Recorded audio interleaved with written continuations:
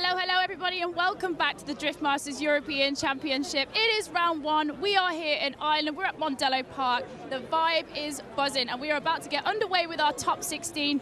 We just had our top 32, Dave, and wow, what a top 32 it was. Yeah, it was unpredictable, that's for sure. A lot of mechanical failures, a lot of D-beads, but I think most of the favourites we thought would get through, bar maybe Benedictus Sherbak, got through. So we have got the strongest top 16 ahead of us, and believe me, from the attitude, the vibe, the atmosphere here, we are going to be in for an amazing show. We've got to talk about Oren Nielsen, Jakob Kroll. I mean, the young Norwegian in a Sora. Not the most obvious choice, but he was throwing down. Well, that's what I love about this championship. Every year we see a new star. We see a new person that comes along and wows us. It looks like this could be his weekend, but he's got a long way from here to there to get to the top step on the podium. And the big story of the weekend, I mean, we've got wildcards, but we've also got a WRC driver in our midst, Kalle Rovanperä and Stavros Grillis. They were out there, and it was the experienced driver that made the muck-up with the guy that's just come in. Exactly, and wildcards, by their very nature, you generally know what they've done in the past. We have no idea what to expect from this kid. He's come in, he's qualified high, he's won his top 32 battle. Could he go all the way? Could he make history? I think we all want to find out. And then next, obviously, Peter Wiensek. He's got a title to defend here. 2021 champion. Almost ran away with it, but this time he has got so much competition. We have so many drivers that are vying for that top spot. But you know, 20 years, an Irishman has taken the top spot here. Is he going to do it? Well, the Irish fans here definitely don't think so. They're behind all the Irish drivers. But to be honest, I've always said it about Peter Wiensek last year. If you can catch him, you can beat him. Nobody seems to be able to catch him. His car is a rocket ship. If someone can get their car gripped up and stay with him, they have a shot. I can't tell you guys how much the atmosphere here is buzzing. It is sunny, the crowds are pumped. We have got such a big afternoon coming up for you. Our top 16 is about to get underway, but before we do that, I'm going to hand you up to Ian Waddington, and he's going to go through the battle bracket with you. Take it away, Ian.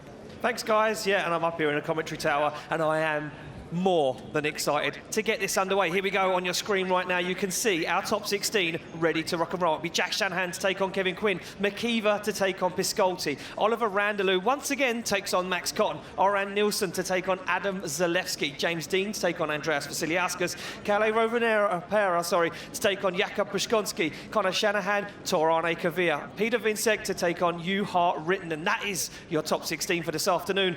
Well, let's have a look at how the driver's presentation went. Here we go. These guys came out in front of an absolutely packed out Mondello Park here in Dublin. Over 10,000 people surrounding the circuit.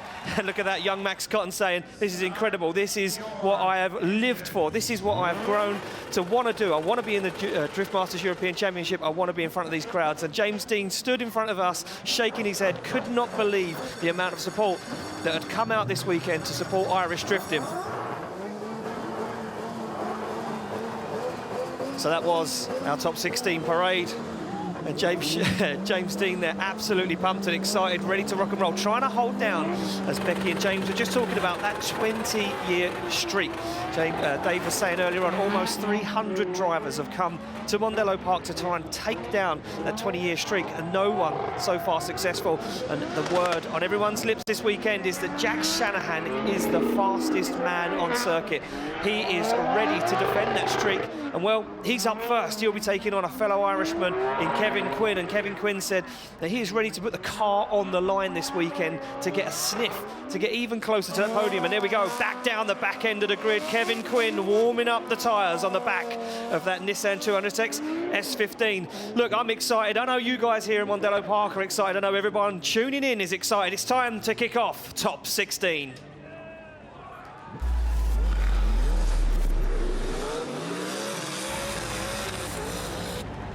Well, there we go. Down the back end of the grid, we see the two of the hottest contested Irish drivers lining up alongside each other.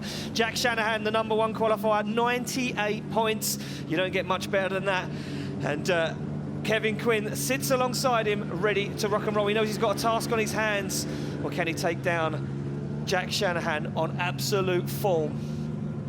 Thumbs up all round. We are waiting to get those lights lit on that start line, where we send these guys away through the chicane, down through the gauntlet, through this treacherous track. Dave? Well, the atmosphere here is just electric right now. Two Irishmen to kick off the top 16. Mondello's ready. We're ready. It's the first top 16 of European competition this year. Ian, here we go. Here we go, Dave. Kevin Quinn crawls through the start line. He knows he can jump a little bit. He knows that Jack Shanahan's the fastest man on the circuit. Shanahan fires in. Kevin Quinn's there. Drops wheels off the edge of the track. Oh! And Kevin Quinn goes wide, drops 4 wheels off the edge of the circuit. Shanahan holds onto it. Kevin Quinn makes a dive back, shortcuts the circuit.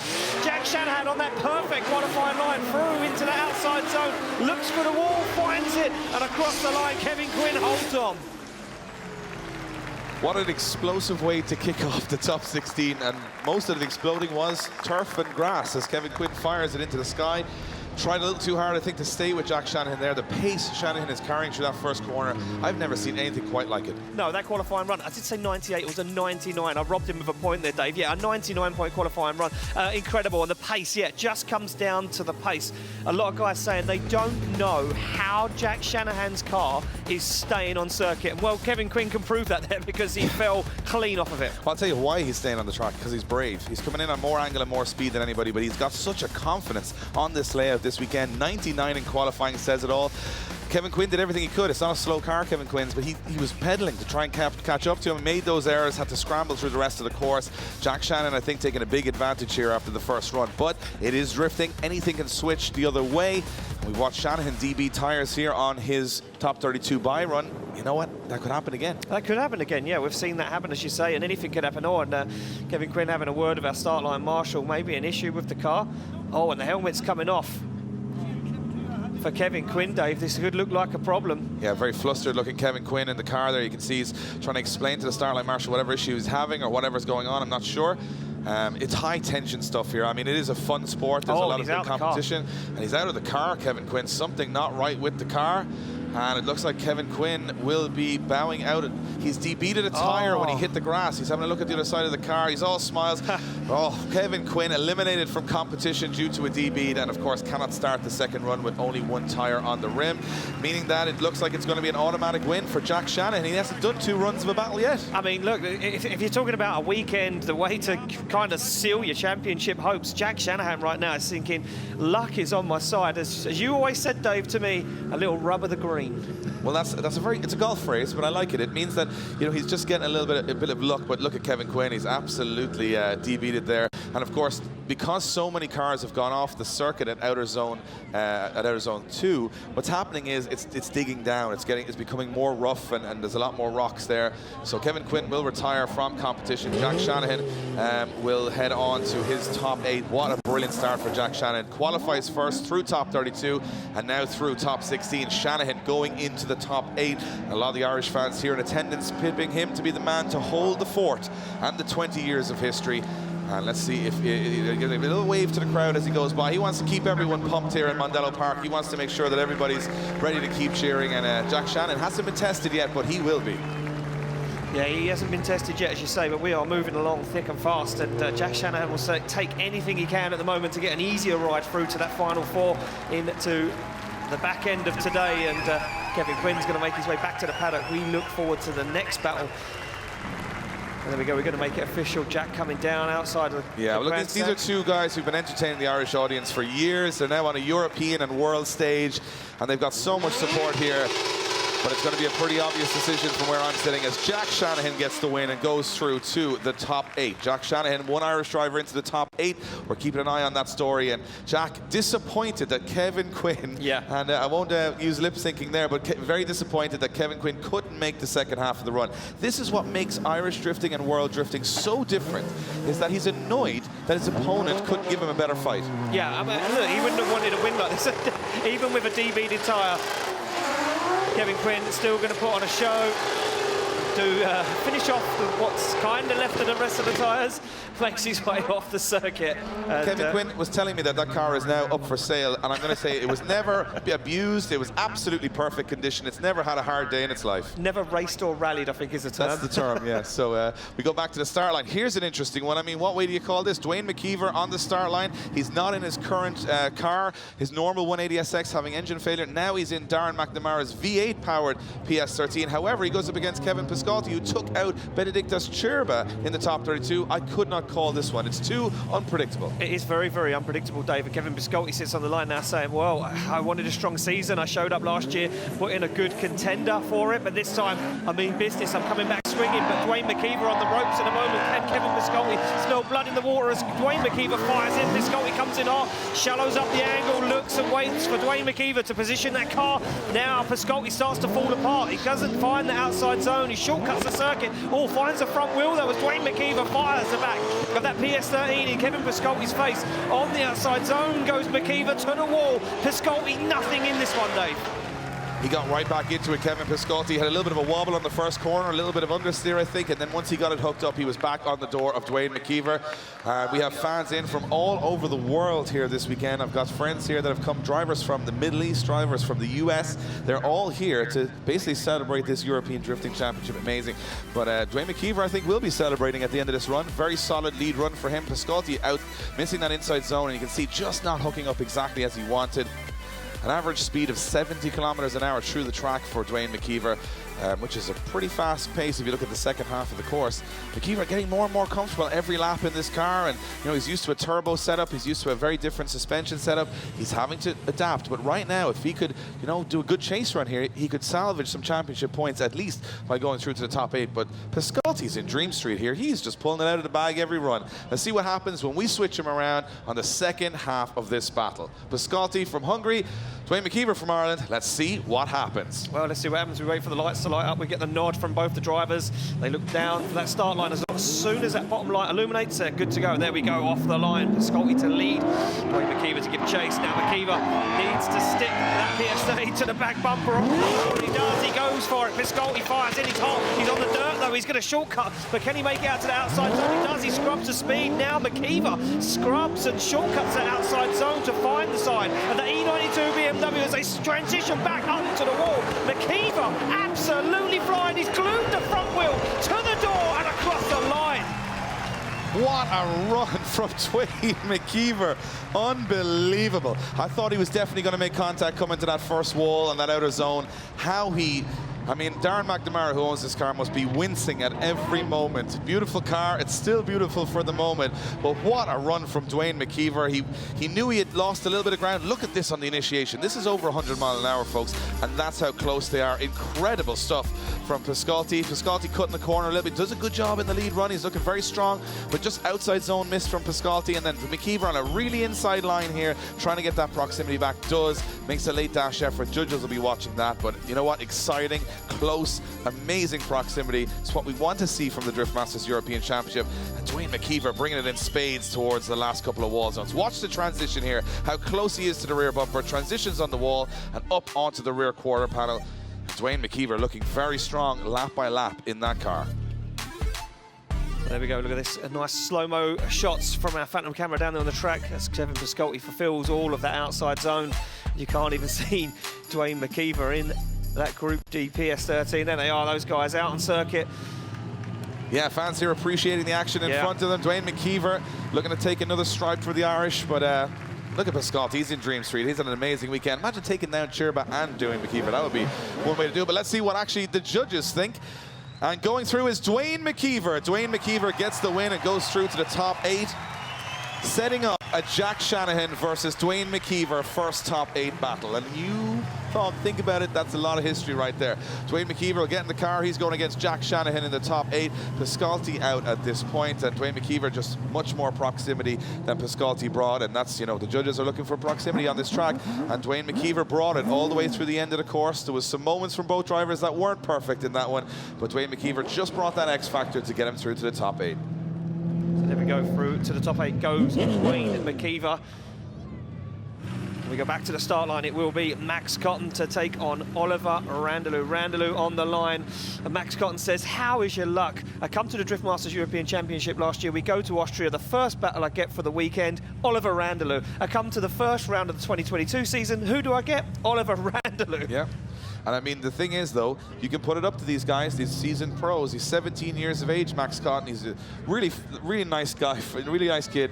You know, father and son team. They're real small budget, making it work on the European stage. And how he would love to take down Oliver Randalou here. But Randalou brings all the experience, all the power, and all the grip. Let's see what happens. Certainly does. Max Cotton went for a jump off the start line, but now you can see the pace and the grip coming into play as Oliver Randalou starts to drive away from Max Cotton. Randalou fires that car across the circuit, and you can see Max Cotton shortcutting the track, trying to get that proximity back, just can't get in the mix at the moment, shallows up the angle. Randalou goes wide, big flick to the wall as Randalou runs and takes the back bumper off of that E36 BMW. For the final outside zone goes Randalou. Oliver Randalou, the bumper was hanging on as long as it could, and it said, finally, I just need to get out of here because I'm going to be destroyed. Randalou's pace is impressive here. I think if you look at the difference in both cars, line was similar, but I mean, Max Cotton was playing catch-up throughout the run, and you've got to look at it another way and say, you know, Cotton probably not dialing as much grip as he potentially could into that new engine build. It's only in the car since Wednesday. They still have a lot of development to do. His line driving good, but Randalou is just so fast on this circuit, and I think Oliver Randalou is going to be a problem for whoever he gets if he goes past it, but I'm also thinking that Randalou now may have a problem with the pace of Cotton, because Cotton's going to lead it for the next run. He's got a much more loose car, and Randalou's car is much tighter, which means he's got much more grip, which we've watched cause some issues when we mismatch some of these paced cars throughout the top 32. But Randalou, look at this. This is what you call a perfect wall run. Just enough to flex the bumper, but not enough to break it. I mean, talk about precision. So precise, Dave. Absolutely on point. You see there, the zip tie holding that bumper on just said at the last bit of that wall, I've had enough. I'm out of here now. You've asked too much from me. You've asked too much now. I just can't hold on. I warned you the last time. But the one on the other side was like, no, I can hold on for a while, yeah. He's an incredible driver. He's exciting to watch. Very exciting. You know, it's an understated car to look at sometimes, that E36, but under the bonnet, this guy's running 700-800 horsepower. So it has all the go. And Randalou just a little bit shy of those outer zones. You know, he's got to tidy up that lead line. But in the chase position now, he's got the pace. He can stay with Cotton. We expect him to be very close here. Cotton is almost, you know, not got an option here but to do the perfect lead run. I think Randalou's got the advantage his way, but does it mess him up trying to stay behind a car that isn't as fast as he's taking the course on his own? Yeah, we've seen this before, Dave, with some of these guys. They struggle to drive behind the slower cars. And like you say, the grip that's been dialed into Oliver Randalou's car to drive away in that lead run, now he has to deal with that in the chase run. Max Cotton sits in that lead position. When we call round, the lights light up. And off the line comes Max Cotton to lead out Oliver Randalou, as Randalou now holds off maybe a little bit after he sees the initiation from Max Cotton. Doesn't, dives for it, goes for it. Max Cotton very controlled. Now Randalou starts to give him the room. He knows he hasn't got the speed or the grip that Randalou's running, and Randalou almost makes contact there before they come out of the outside zone. Randalou struggling with the grip. You can see that car almost undrivable as Max Cotton gets into the outside zone, looks for the wall, comes away from the zone, gets them across the line. Randalou in tow. Nice run. Randalou looking like he's a strong contender here. Proximity was great. You can see he's got that car set up to take on the fastest cars on the grid. When he comes up against someone with maybe not the same speed as him, it is a tough go. You can see a lot of work on the car. Kicking the clutch, the car going from locked wheels to spinning wheels. It's hard on the car. We're seeing a lot of mechanical failures because of these grippy tires. These drivers are running 285 semi-slicks on the back of every car here. And Randalou and Cotton putting on a show for the fans here in attendance. Yeah, they certainly are, Dave. Look at the take back of the replay. You can see Randalou there as they fired in, got off the throttle for a little bit and said, I'm going to let Max just take a little breath and pull away from me to give me the room to work with on the transition. Max Cotton, an incredible line driver, very, very precise. And Oliver Randalou did give him a little nudge on the door there, as you can see, a little bump in the end of that outside zone. It's all good between friends. A little nudge, that's okay. The drivers are happy enough. You can see he just gives him a little nudge on the door, just enough to flex it. Just reminding him, Max, I am here at this point of the track. Does a good job to control it and not doesn't impede Max Cotton in any way. Doesn't spin his car anyway. And you can see Max Cotton. He's out in front of the big crowd. Huge future ahead of this kid. As I say, one of the future stars of UK drifting, or current stars of UK drifting, future stars of European drifting. And he's learning every single battle. But we'll see which way the judges go on this one. Will it be Max Cotton or will it be Oliver Randalou to go into the top 8? Well, the judges' scores have been totted up, and this is the result. And it looks like it is a unanimous. Oliver Randalou gets the win, the Estonian going through to the top 8. And well-deserved on both accounts. But both of these drivers travelled a long way from Estonia to be here, Oliver Randalou, and he'll be very happy with that top 8. But you know what? He's not done here yet. So we're going to go down to Becky on the track. She is with 17-year-old Max Cotton, who's all smiles, even though he's lost. Max, we are delighted to have you here. What a show you put on. Obviously not the result you wanted, but I know you've got a supercharger waiting for you at home. Are you going to come back and show them what it's all about with some more power? 100%. I definitely had a bit of a power disadvantage, but I thought, I'm not going to let that get in my head. I'm going to try as hard as I can, and I was against him with a million billion horsepower, but I'm going to come back with the supercharger, a sequential gearbox from Samsonis, and hopefully take everyone out and get on the podium. Thank you so much, Max. He has got all the tools coming. Congratulations.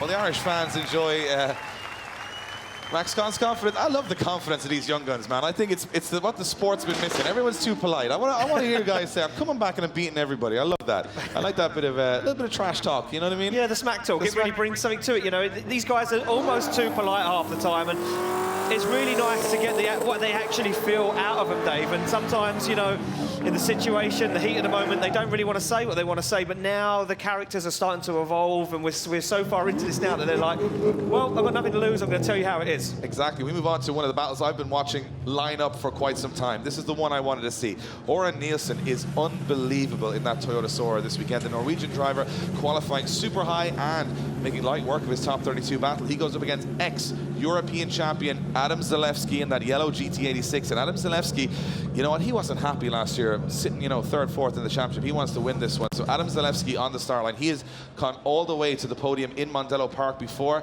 Zalewski comes in with all the advantage in terms of experience and in terms of, say, you know, knowledge of this track. But Oren Nielsen, we're seeing a star being born here in Oren Nielsen this weekend, and all it takes sometimes is one weekend to go your way. He is not going to be lining up in that lead position with any nerves whatsoever. He's confident here. Just taking a look down there, Dave. I'm not sure if we've got an issue here with Adam Zalewski. Oh, I think we've got breakdown. We've got a breakdown. Oh, so Dave, I'm getting it in my ear right now. We've got no oil pressure in Adam Zalewski's engine. The engine has failed on the line. You're not serious. I mean, I'm not joking right now. There's a lot of people watching. There's a lot of people in attendance. It's not time for jokes. You could see, look at the panic, and Zalewski's out the car. The bonnet's open. Is it a sensor? Has a sensor gone down and it's giving him a wrong reading? He's going to check here to see if he can run. He's just checking if the oil pressure is gone or it's a sensor. Remember, these engines can run over 30, 40,000 euro for an engine. And you can see at the moment he has only a couple of seconds, you know, allowed by the marshals to get that car going onto the start line. And at the moment he's not sure what exactly the issue is. This is pure panic on the start line now. Yeah, it's pure panic because Oren Nielsen has pulled to the line. So technically there is only a certain amount of time he's got to have a look at that car before, you know, we run out of time, and Oren Nielsen will be released off the line, Dave. Yeah, he's going to try and start it up here now, and I don't know if it's an oil pressure issue that won't start or they doesn't want to keep it running because of the oil pressure issue, but he is being talked to by our marshals, and our Starline Marshal, Marcin, very knowledgeable guy down there, gives everybody just a little bit of time to get going. They can't go back to the pits. He cannot go take his team out there to fix it. It's either run or done. Look, the thing is, a lot of these ECUs, Dave, you know, are highly technical now. They've got safety cut-offs built inside them. If it doesn't have oil pressure, it won't allow it to run properly, and you can see they've pushed that car backwards onto the grass, and I do think that is it for Adam I think that might be an oil Zalewski. leak. That might be oil on the ground there, is why they're pushing that back onto the grass. So we'll have a quick update from our marshals very soon as what's happening. But it looks like Adam Zalewski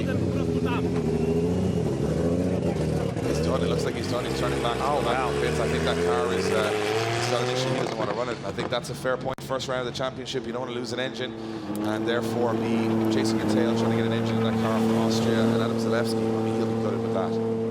Yeah, I mean, look, it's not the way he wanted to kick off his championship, and he said this year he's coming back. He wants to be the two-time Drift Masters European champion. You can see him making his way out the back of the grid. A lot of drivers in their cars to prep him. Hearing official, he's pulling in. It is over for Adam Zalewski and Oren Nielsen. All similar to, you can see the oil on the ground. Look at the oil on the ground there. That is the problem with Adam Zalewski's car. Does not want to run it with oil pouring out of the engine. And it looks like Oren Nielsen, similar to Jack Shanahan, is just, you know, he's just parting the sea at the moment, and he's going to go to the top 8. He's going to do a buy run. Of all the people that I want to see a buy run, though, for Oren Nielsen is the one I want to see it from, because he's been putting in spectacular runs all day. Yeah, I mean, will Oren Nielsen actually drift the lap? It looks like he's going to go for it. Technically, all they have to do is drive through, break the beam on the start line. Oren Nielsen's going to go for it. He says, I've come all the way from Norway, Dave. Of course I'm going to put a show on here at Mondello Park. Well, the more laps you do, the more you know the car is working. You can adjust the setup. And Orrin Nielsen just wants to put another lead run in because he knows it's not going to be as easy from here on out. And look at that, absolutely perfect. He's put in a perfect run almost from the start of practice to right now. No, if anyone can stop him, he's one of those guys that I think could be the dark horse here. I was just going to say, could he be a contender? Could he be a contender? Is he the guy that every event slips through the net and then finds himself in the Final Four and you go, well, I didn't see that one coming? Right now, I don't think I'd be surprised. I think he's put in so many laps that are, I would almost say, on the edge, that he's getting comfortable on the edge. So look at this, running the bumper off the wall. This is a bye run, ladies and gentlemen. Doesn't need to do any of this. Smashing bumpers, and I think he's confident. I think he said, I could do this all day. Well, he has been doing it all day, and I reckon he's going to go do this all for the rest of the day if he has his way, that's for sure. So Orrin Nielsen makes his way around the circuit, pulls up to our marshal to receive the official decision, and I cannot believe that we have lost Adam Zalewski already in the top 16 due to a car problem. Seems to be the tale of this weekend, Dave. Well, round one blues, as we call it. All these guys test the car, they put engines in over the off-season, and you get to an event and you hope it all works, and it does for the first while, but then when you get to that late stage of the competition, how many laps have these cars done? How many, it's a lot higher temperature than it was earlier in the weekend. We'll make it official with Orrin Nielsen from Norway going through to the top 8. Orrin Nielsen goes through. Norway still in the fight. Yeah, Norway still very much in the fight, and shakes his head to say, I wanted to battle him, I wanted to get the experience, I want to prove that I can do it to everyone. I don't want to keep getting these bye runs and easily into the Great 8. Well, I'm just going to update everyone right now. In one half of our top 16 bracket done, we have 2 Irish and we have 2 internationals into that top 8. 2 Irish, an Estonian and a Norwegian. So it's getting a little bit interesting. It certainly is. And talking about interesting, Dave, we go back to the start line. It will be the one and only, the machine, James Dean, to take on Andreas Vasiliauskas. Lithuania in the house. I can see a lot of Lithuanian flags zip-tied to the fence, Dave. Absolutely. And I'll tell you one thing. If you're going to put your money on a Lithuanian driver to take down James Dean, it would be Andreas Vasiliauskas. He is not afraid of James Dean here one bit. No. He's been on the same grid as him for probably 10+ years. He's beaten him in the past, and James Dean will know what threat this is. Yeah, he will know the threat this is, and he knows he has got a very, very capable car, and he is a very, very capable driver. Here we go. James Dean sits in the car, nervously awaiting the door slams shut on the E46 BMW of Andreas Vasiliauskas. The lights light up. Here we go. Both cars dip down as the power is put to grip, and grip throws these cars down the start line. Oh! Andreas Vasiliauskas almost makes contact on initiation. He mucks himself up. He puts himself at fault there as James Dean holds solid, gets into the outside zone. Now Vasiliauskas has to hold on to it.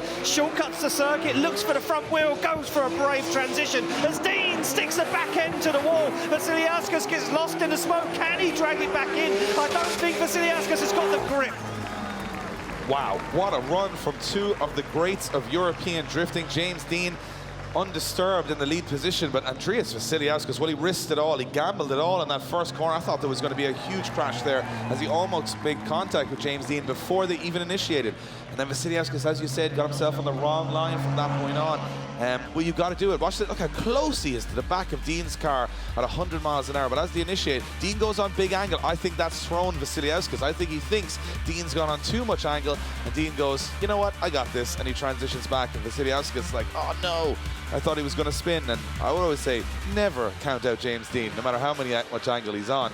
But then Vasiliauskas does get back into the fight. You can see him firing through the smoke. Dean rubbing the back end of the bumper on the wall. Vasiliauskas, he's still in the fight here. He's got points clawed back on that last corner. But James Dean, I think, taking a small advantage. Look at the precision right here. Yeah, look at that. Look at the back bumper. They've just taken the wrap off of the back bumper. The tail light's still destroyed from yesterday. This car was only wrapped on Wednesday, and it's already pretty bad. I met the guy earlier walking through the paddock who wrapped the car, and he said to me, I spent hours and hours and hours putting the vinyl graphics on that car, and he said James Dean went out on the first practice run and took them all off on the wall.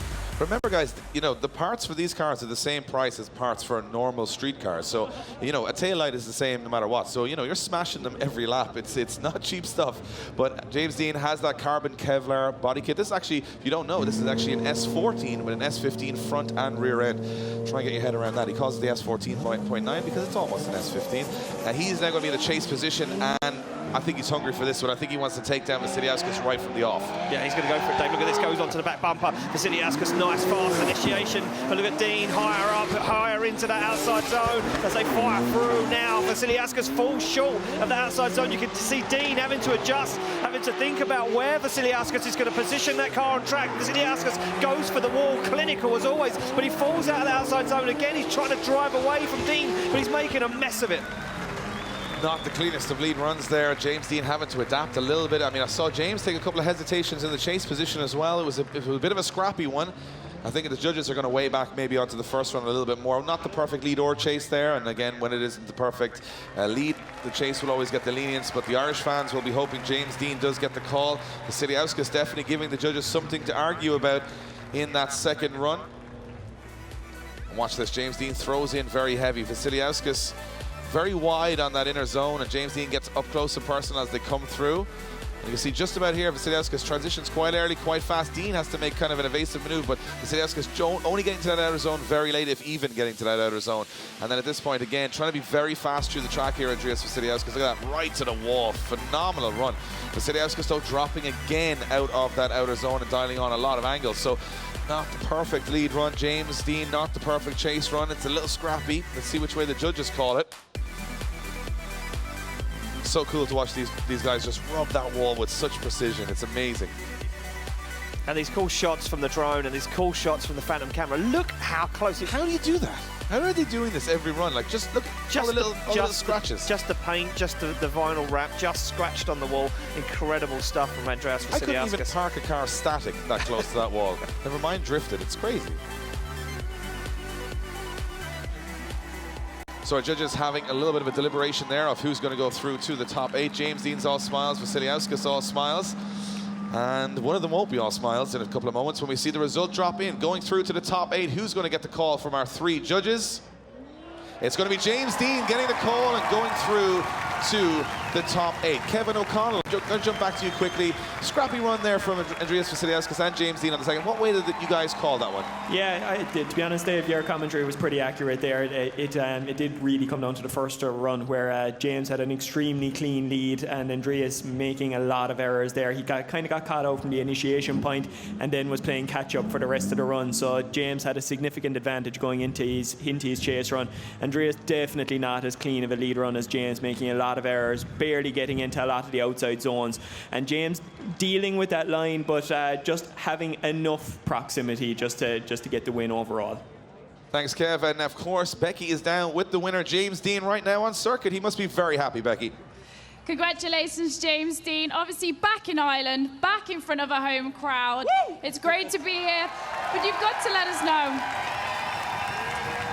You've got to let us know. Could you feel Andreas breathing down your neck as you came over the hill there? Yeah, he was right with us on entry. His car is extremely fast up the straight. He's having fun. But to be honest, today is just mind-blowing. Sitting here in front of all you guys, coming out to support us after a really difficult couple of years for everybody. I was seriously close to tears for the opening ceremony. It's unbelievable. So thank you to everyone who came out to support, not only me, but all the drivers. Best fans in the world. And elated James Dean there. Congratulations and good luck for your next battle. Well, he's got the fans on his side, that's for sure, but he's got a tough road ahead if he wants to take top step on the podium. James Dean gets back into his S14 and he heads back into the top 8. So right now it's getting a little mixed up. Ian, I think Andreas Vasiliauskas will be disappointed with that result. Yeah, he will be, Dave, and you know what, he'll go away and reflect on it, and he'll know where he went wrong, and the spotters would have told him that it wasn't the best clean or chase. Look, we talk about a tough road ahead, Dave. We look forward to the next battle, and it is a very tough one, because whatever way this one swings, whoever gets the win, the contender's not going to be easy. We talk about rally, we talk about Dakar. Well, we put both of those on the grid in a drift competition. It is, of course, Jakub Puszczonski to take on Kalle Rovanperä. So Kuba Puszczonski is a Dakar champion, goes up against the current WRC rally leader. I'm going to rephrase what you've said. It's rally versus Dakar in the highest level of drifting. How are we supposed to predict what's happening here? Well, who knows? Who knows how this is going to go? Kalle Rovanperä said, look, I love drifting. He said, when I go drifting, it's like a holiday away from WRC. How about that? You're talking about pressure. He says, there is no pressure. This is fun for me. Jakub Puszczonski, he said, I'm taking some time back. I'm going to come back to drifting. I miss it. I love the camaraderie. Well, here's what Puszczonski definitely has more experience when it comes to twin battles. Rovanperä, not that much experience, bar what he's done this weekend. Both these guys have two of the fastest cars on the grid. Pace will not be an issue for either of these cars. incredible teams behind them. This is as professional as it gets in drifting. I cannot wait to see what happens next. No, I'm very, very excited. And again, Rovanperä can't seem to get away from these Toyotas this weekend to be battling it off the line. They come. You can see Puszczonski gets the jump on Rovanperä, but Rovanperä fires down, big angle, big speed as he lights up the tyres on the back of the A90 Supra. They fire through. Puszczonski gets a bit left behind now, finds the wrong line. Oh, but Rovanperä goes wide, keeps it on circuit, shallows up the angle to Puszczonski as he holds on and looks for the side of that Supra. Puszczonski goes deep into the outside zone and he loses some ground as Rovanperä brings him across the line. Wow. What do you say? Two guys that are incredibly talented drivers in every discipline. I mean, Kuba Puszczonski has won Dakar, or top 10 Dakar in four-wheel drive and on a motorbike. I mean, this guy can drive anything, but he's up against it here. This young kid from Finland who just took the WRC World by storm in his first year of competition, winning the first two rallies, fresh from a win in Croatia. He was testing a car on Friday morning in Portugal. By Friday afternoon, he was in Mondello Park in this Supra, and he's only 18 years of age. And you know what? There's a lot of drivers talking to me saying, if this guy comes from the rally world and he decides to take us all down, it's not going to look very good. Also, if you look at threats for this 20-year undefeated streak the Irish have on home ground, well, both of these guys on the track right now are real sharks in the water. Yeah, they certainly are, and to be honest with you, I think Kalle Rovanperä's team are going to be saying, look, Puszczonski didn't have the best of chases. It looked like he was a little bit outpaced. He didn't have the speed. He was making big mistakes. Look at this, go super deep onto the outside zone, or then loses ground because he has to back out of it. Rovanperä drove away from him on that one, and this one, well, I think this is going to come down to the second run. Let's see how Rovanperä's chase game is, Dave, because he's learning. Can I just interject a little bit here? So if Kalle Rovanperä comes down the track, puts in an unbelievable chase run, and wins this battle, we will have, at this moment in time, the best pound-for-pound rally driver in the world go against the best pound-for-pound drifter in the world, James Dean, in the top 8. And you tuned in today and thought we wouldn't see fireworks. Well, there you go. And that is the truth, Dave. That is exactly what we could see this afternoon. Look at this shot. Rovanperä put the back end of that very expensive Supra onto the wall. They're back on the line, though, Dave. You know, I have one of those Supras, and the parking sensors on mine wouldn't allow me to go that close to the wall. This guy is crazy. But he's in the chase position now. He said he's struggling a little in the chase because of the timing. He hasn't got a huge amount of experience in that chase position. He said, every run I'm doing in practice, I'm learning more. Puszczonski's got all the experience in the lead position. This could switch back the other way very quickly. Never count out Kuba Puszczonski. No, you can't count out Puszczonski, but look at this from Rovanperä. He's learned from practice and he's watched the other guys. They're staying back on that start line. They get that little bit of a jump. You know what? I'm looking. This is serious. Both drivers looking straight forward. This is professional racing here. They're not looking across too much to give the thumbs up here. This means a lot. There's a lot of pride at stake in this battle, and these guys mean business. There's a serious tone to that start line. Well, we're not going to have to wait too long now, Dave, to find out how serious this tone is. Puszczonski knows he wasn't the cleanest. He knows he may be on the ropes a little bit. Here we go, thumbs up all round. The lights start to illuminate. Hold on to your seats. This one's going to be a scary ride. Puszczonski lights up the tyres, waits for Rovanperä to make a little jump and holds him off as they come firing down. Rovanperä goes onto the back bumper. Almost contact as Puszczonski fires in. Rovanperä waits, looks for him, shallows up the angle. Puszczonski dials it back in, gets into the outside zone, all starts to fall out of it. Rovanperä has to adjust. Incredible driving from the Finnish man as they fire across the circuit. Rovanperä looks for the side of that GT86 as Puszczonski now starts to pull away. Rovanperä jumps onto the back end. Oh, very close, very close. The closest battle we've seen so far in the competition, and incredible stuff. How brave was Rovanperä? He was on a different angle at 100 miles an hour going on initiation. Very, very brave, but Puszczonski's car is fast, very, very fast, and I think it caught Rovanperä a small bit through the course that he was so quick. Yeah, it certainly did, and Rovanperä was shocked off the line. He started to make the jump, and Puszczonski waited, made him wait, and then went, and then made him wait again. It was a very good tactic from I'm pretty sure the Irish audience here is going to remind these guys why they turn up to Mondello Park. This place is very special, and two of the biggest names in world motorsport are getting out to say, I'm not too sure which way that one's gone. Well, it looks like the judges need a replay of this one, Dave, and look how close. He was almost on the inside then as they initiated to come down. He had to think about it. Look, dials off the angle. Very clever driving from Kalle Rovanperä as they come through that first corner. And Rovanperä waits and waits and waits for Puszczonski to dial that car in, but look at this from Puszczonski. Gets off the throttle. I think there's lack of grip there for a moment, and he thought he was going to wash off the circuit. And we have a new top speed. Look at how close they were there. New top speed set throughout the course by Kuba Pszczonski. So new top speed for the entire event. That's how fast he went through that course. He is now the fastest man on circuit. This dive here from Pszczonski, incredible. Just timed it perfectly.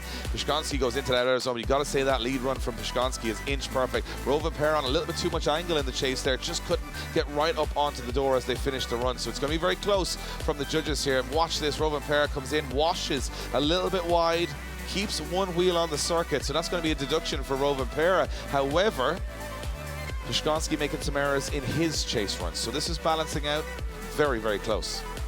I can see the stress in the judges' faces already. Just took a look over at the judges, and we have one of the best seats in the house, Dave. We get to watch this firsthand. We get to see the judges' reactions and see how they discuss this, and there's a lot of stress on their faces right now trying to decide a winner of this battle.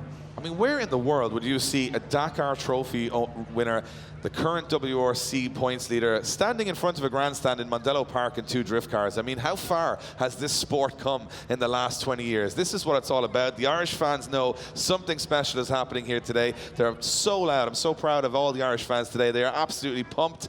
I mean, it is the one sunny day we get every 3 years, so we have to enjoy it. Here comes the result. Who's going to the top 8? It's a one more time. One more time. They're going back at it again. And I'm going straight over to my good pal Kevin O'Connell. Kevin, no splitting these two guys for you. No, extremely close battle there, and I think it really comes down to lead and chase to chase. Both drivers making very similar errors, but Kalle Rovanperä going a wheel off an outer zone 4, and Jakob unfortunately not hitting that zone. So that's what it came down to for us for the lead run. Both very even, and then both drivers having somewhat proximity in the chase run, but really not setting us alight here up in the judging tower. We really want to see a clean run with no mistakes in that chase run, and we want to see those guys maintaining that proximity all the way throughout the run. So definitely no clear-cut winner here, and we would really like to see that. Well, no clear-cut winner, so we're going back at it again. Kalle Rovanperä, he's with Becky now. How comfortable is he feeling on this circuit, Becky? Kalle, an incredible debut out here at Mondello Park, and we get to see you drive again. But do you have a change of plan before your next run? Yeah, for sure. The plan is now to drop him. That is the only thing what we can try to do. A bit more pace, and yeah, we try to do better. Feeling confident. Thank you so much, Kalle, and good luck. I'm going to drop him. You know what? It definitely sounds like a UFC fight now. I like this, the trash talk. What are you going to do next? I'm going to drop him. And I think that's exactly what his mental attitude here is to win. 100%. He's not a hobbyist. He's not a guy that, I do some drifting every now and again. He is a professional race driver. There is nothing more he wants than to win. Let's see, that one is coming back up in a little while. We move back to the start line. Another monstrous battle. Tor Arne Kvia, the Norwegian sledgehammer, is back in business this round, and he goes up against Conor Shanahan.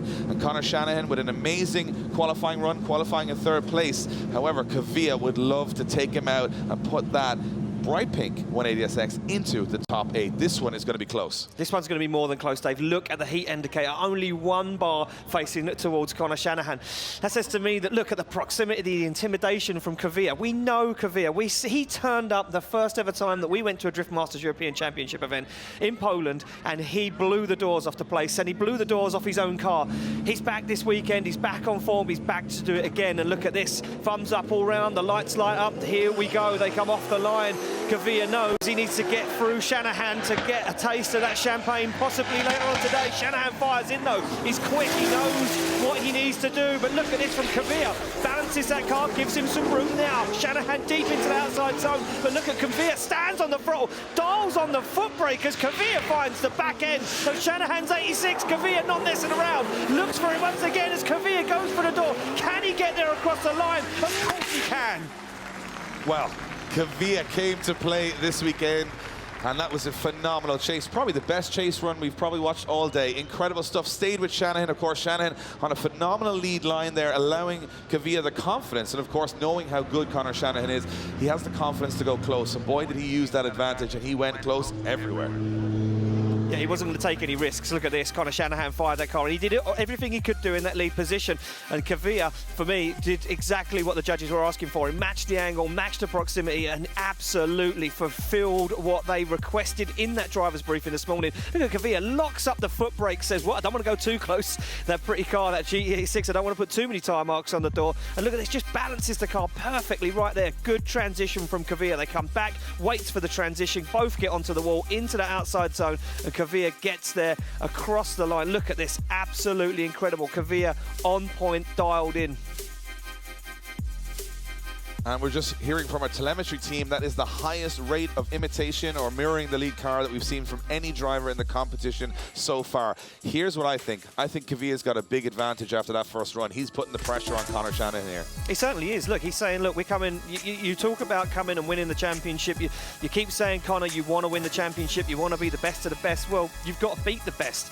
And Kvyat's saying, I'll show you how good I am. And I think he's proved that. And I think what we've got to understand here now, if you're new to the sport, here's what it means. Conor Shanahan has to be so close to Kvyat for the whole run that he's uncomfortable, that he's taking a risk.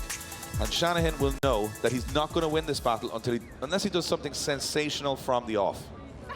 Yeah, Shanahan has to go closer to Kvyat than Kvyat was to Shanahan. He has to put tyre marks on the door. He doesn't have to get close, he has to get closer. And that is not easy at the speeds these guys are doing. We are going to head off the line. Conor Shanahan with the pride of Ireland behind him, and he has to go close to Kvyat here. He has to try and beat him. He's not going to win this one by default. A safe chase run's not going to work here as Shanahan comes through the gears, and he is hungry. Coming off the line behind Kvyat. Very, very aggressive from Conor Shanahan here as he throws into that first line. Shanahan there right with Kvyat as they come through that first corner. Incredible proximity from Conor Shanahan as he throws it up onto the door in mobile one corner, and he's there. Shanahan right on the door as they come through the outer zone, and now Shanahan, does he make a big dive into the last corner? He does. Shanahan tags the wall. Kvyat making a little bit of a move here with some pace in the car. Shanahan right to the back bumper as they come across the line. Well, I mean, you ask him to go closer, and he certainly fulfills that, Dave. Look at this incredible stuff. I think, you know, someone's on the radio to Conor Shanahan in his headset saying, I don't know, you got to go close here. And he took a risk, and he was the riskiest through the first corner we've seen anybody go at that close, at that speed. And that's where it can all go wrong. But it works out for both of them drivers. They get back to and that's a perfect example of the level of talent we have on this grid to do those things and make them look so easy. So there we go, both guys out of the car. Embrace each other, saying, wow, what a run, incredible stuff. Kvyat, though, few mistakes creeping into that run, and a few wobbles and a few mistakes from Shanahan in the chase. Here we go, let's take a look back at the replay. Kvyat fires it in, very nice angle, good speed. Shanahan closer than Kvyat on that lead before. Kvyat absolutely flying as he completely fulfills all that outside zone, but this is where it goes wrong a slight bit for Kvyat. He's out of that outside zone, drops a wheel into the end of it, but then after this, on the transition, Shanahan makes a mistake. Watch this, goes too far up on the inside. It gets himself caught up, Dave. Watch this, small hiccup, gets up onto the wall. And it costs him that proximity on that last outer zone. So a little wobble from Kvyat and a little wobble from Shanahan. Kvyat probably with the lesser of the two lead runs, and Shanahan with slightly better chase. So I'm not sure in proximity, but then he makes an error. So this is how tight it is at the top. It's down to millimeters, and these guys are making decisions in the blink of an eye. With, you know, when you drive a drift car, no two laps are the same. You can't get a rhythm because you're pacing yourself against the other car, meaning at any point you've got to brake, you've got to handbrake, you've got to, you know, put back on the throttle where you haven't done before. And they're reacting so much in that chase position, things can happen. And you can see there Shanahan just getting himself a little caught up in there, but he gets away with it. He doesn't go in the wall, he doesn't spin, he keeps in the momentum. So judges are having a good discussion on this one, and we will find out who's going to go through to that top 8. You can see both of these guys very nervous. And I'm sure those Irish fans in the grandstand will calm those nerves with a little cheer as we go here. So, which way is it going to go? Who's going through to the top 8? It is a split decision. It's a one more time. A one more time between Shanahan and Kvyat. Split decision from you guys, Kev. A tough one to call. Yeah, very, very tough one, and we really would have been splitting hairs here, I think, to come out with a winner of that one. If you compare lead to lead, both guys having very similar chase runs. Conor having a very good lead line, but having a wheel drop at outer zone 6 here in front of us. Tor having a great lead line, but missing outer zone 4 over by the Budmack corner. Chase runs very, very similar, but both guys having a little bit of a cut at outer zone 4, not having an optimal angle there, and as you said, you guys called it out there in the live stream, Connor having a little bit of a wobble between 4 and 5. I think we really would have been splitting hairs to have a decision here, so we want to see a clear-cut winner again. So we have 2 one more times now lined up, because we have got Kushkansky and Rovanpera going one more time, Via and Shanahan going one more time, and now we go to probably what I was looking for. It was the fastest 2 cars on the grid going head-to-head. Yeah, I mean, you talk about pace, and you talk about probably one of the fastest men last year. He had all of the grip. He had the tracks dialed in. He knew exactly what he needed to do to win the championship. But then we had the off-season, and everyone went away, and they said, no, we see what you did there, Peter. We see what you did. So they came back with the same equipment, the same tyres, the same knowledge, the same experience. And look at this again, so close. A 90-point qualifying run for Juha Rintanen and a 94-point run for Pietro Vincek. This one is going to be very close, Dave. Blink and you miss it, because they're going to come through that first corner faster than anybody. Rintanen, look gripping the steering wheel. He wants this. Take down Vincek, last year's champion, the top 16. Dream stuff. Dream stuff, Dave. But Vincek's in the lead, and he's going to be fast. As I said, if you can catch him, you can beat him. Not many people can catch him. We're going to know halfway through that first corner whether Rintanen is as fast as we think he is. I mean, he's been coming in there, Dave, hot and heavy all weekend. Now, this is the time to prove how hot and heavy you can come in. You're chasing one of the fastest men, the current and defending champion. This is the time to get it done. We wait for the thumbs up all around. We get the nod, car slam into gear. You can see the back end of Rittanen's car dip down. Vincek ready to rock and roll. The light goes green. They are off through the chicane. Comes Vincek. Juha Rintanen with him. Both cars screaming. Not a lot in between them. As Juha Rintanen finds the back bumper, they initiate. They fire down. This is fast from Vincek. And now you see the pace. Rintanen can't hang. He's transitioned way too early. Vincek on that absolute flyer on a perfect lead line as he transitions back. Juha Rintanen now playing catch up. Now trying to get into it. As Vincek fires into that final outside zone. Rintanen looks for the back bumper, but he can't get there. Wow. I don't know. There goes my new favorite. My new favorite for the win is Peter Vincek. That car coming through that first corner, Rintanen could not hang. He just couldn't believe the speed that Vincek carried through that first corner. He tried his very best to stay with him, but how Vincek's car is staying on the track, I have no idea.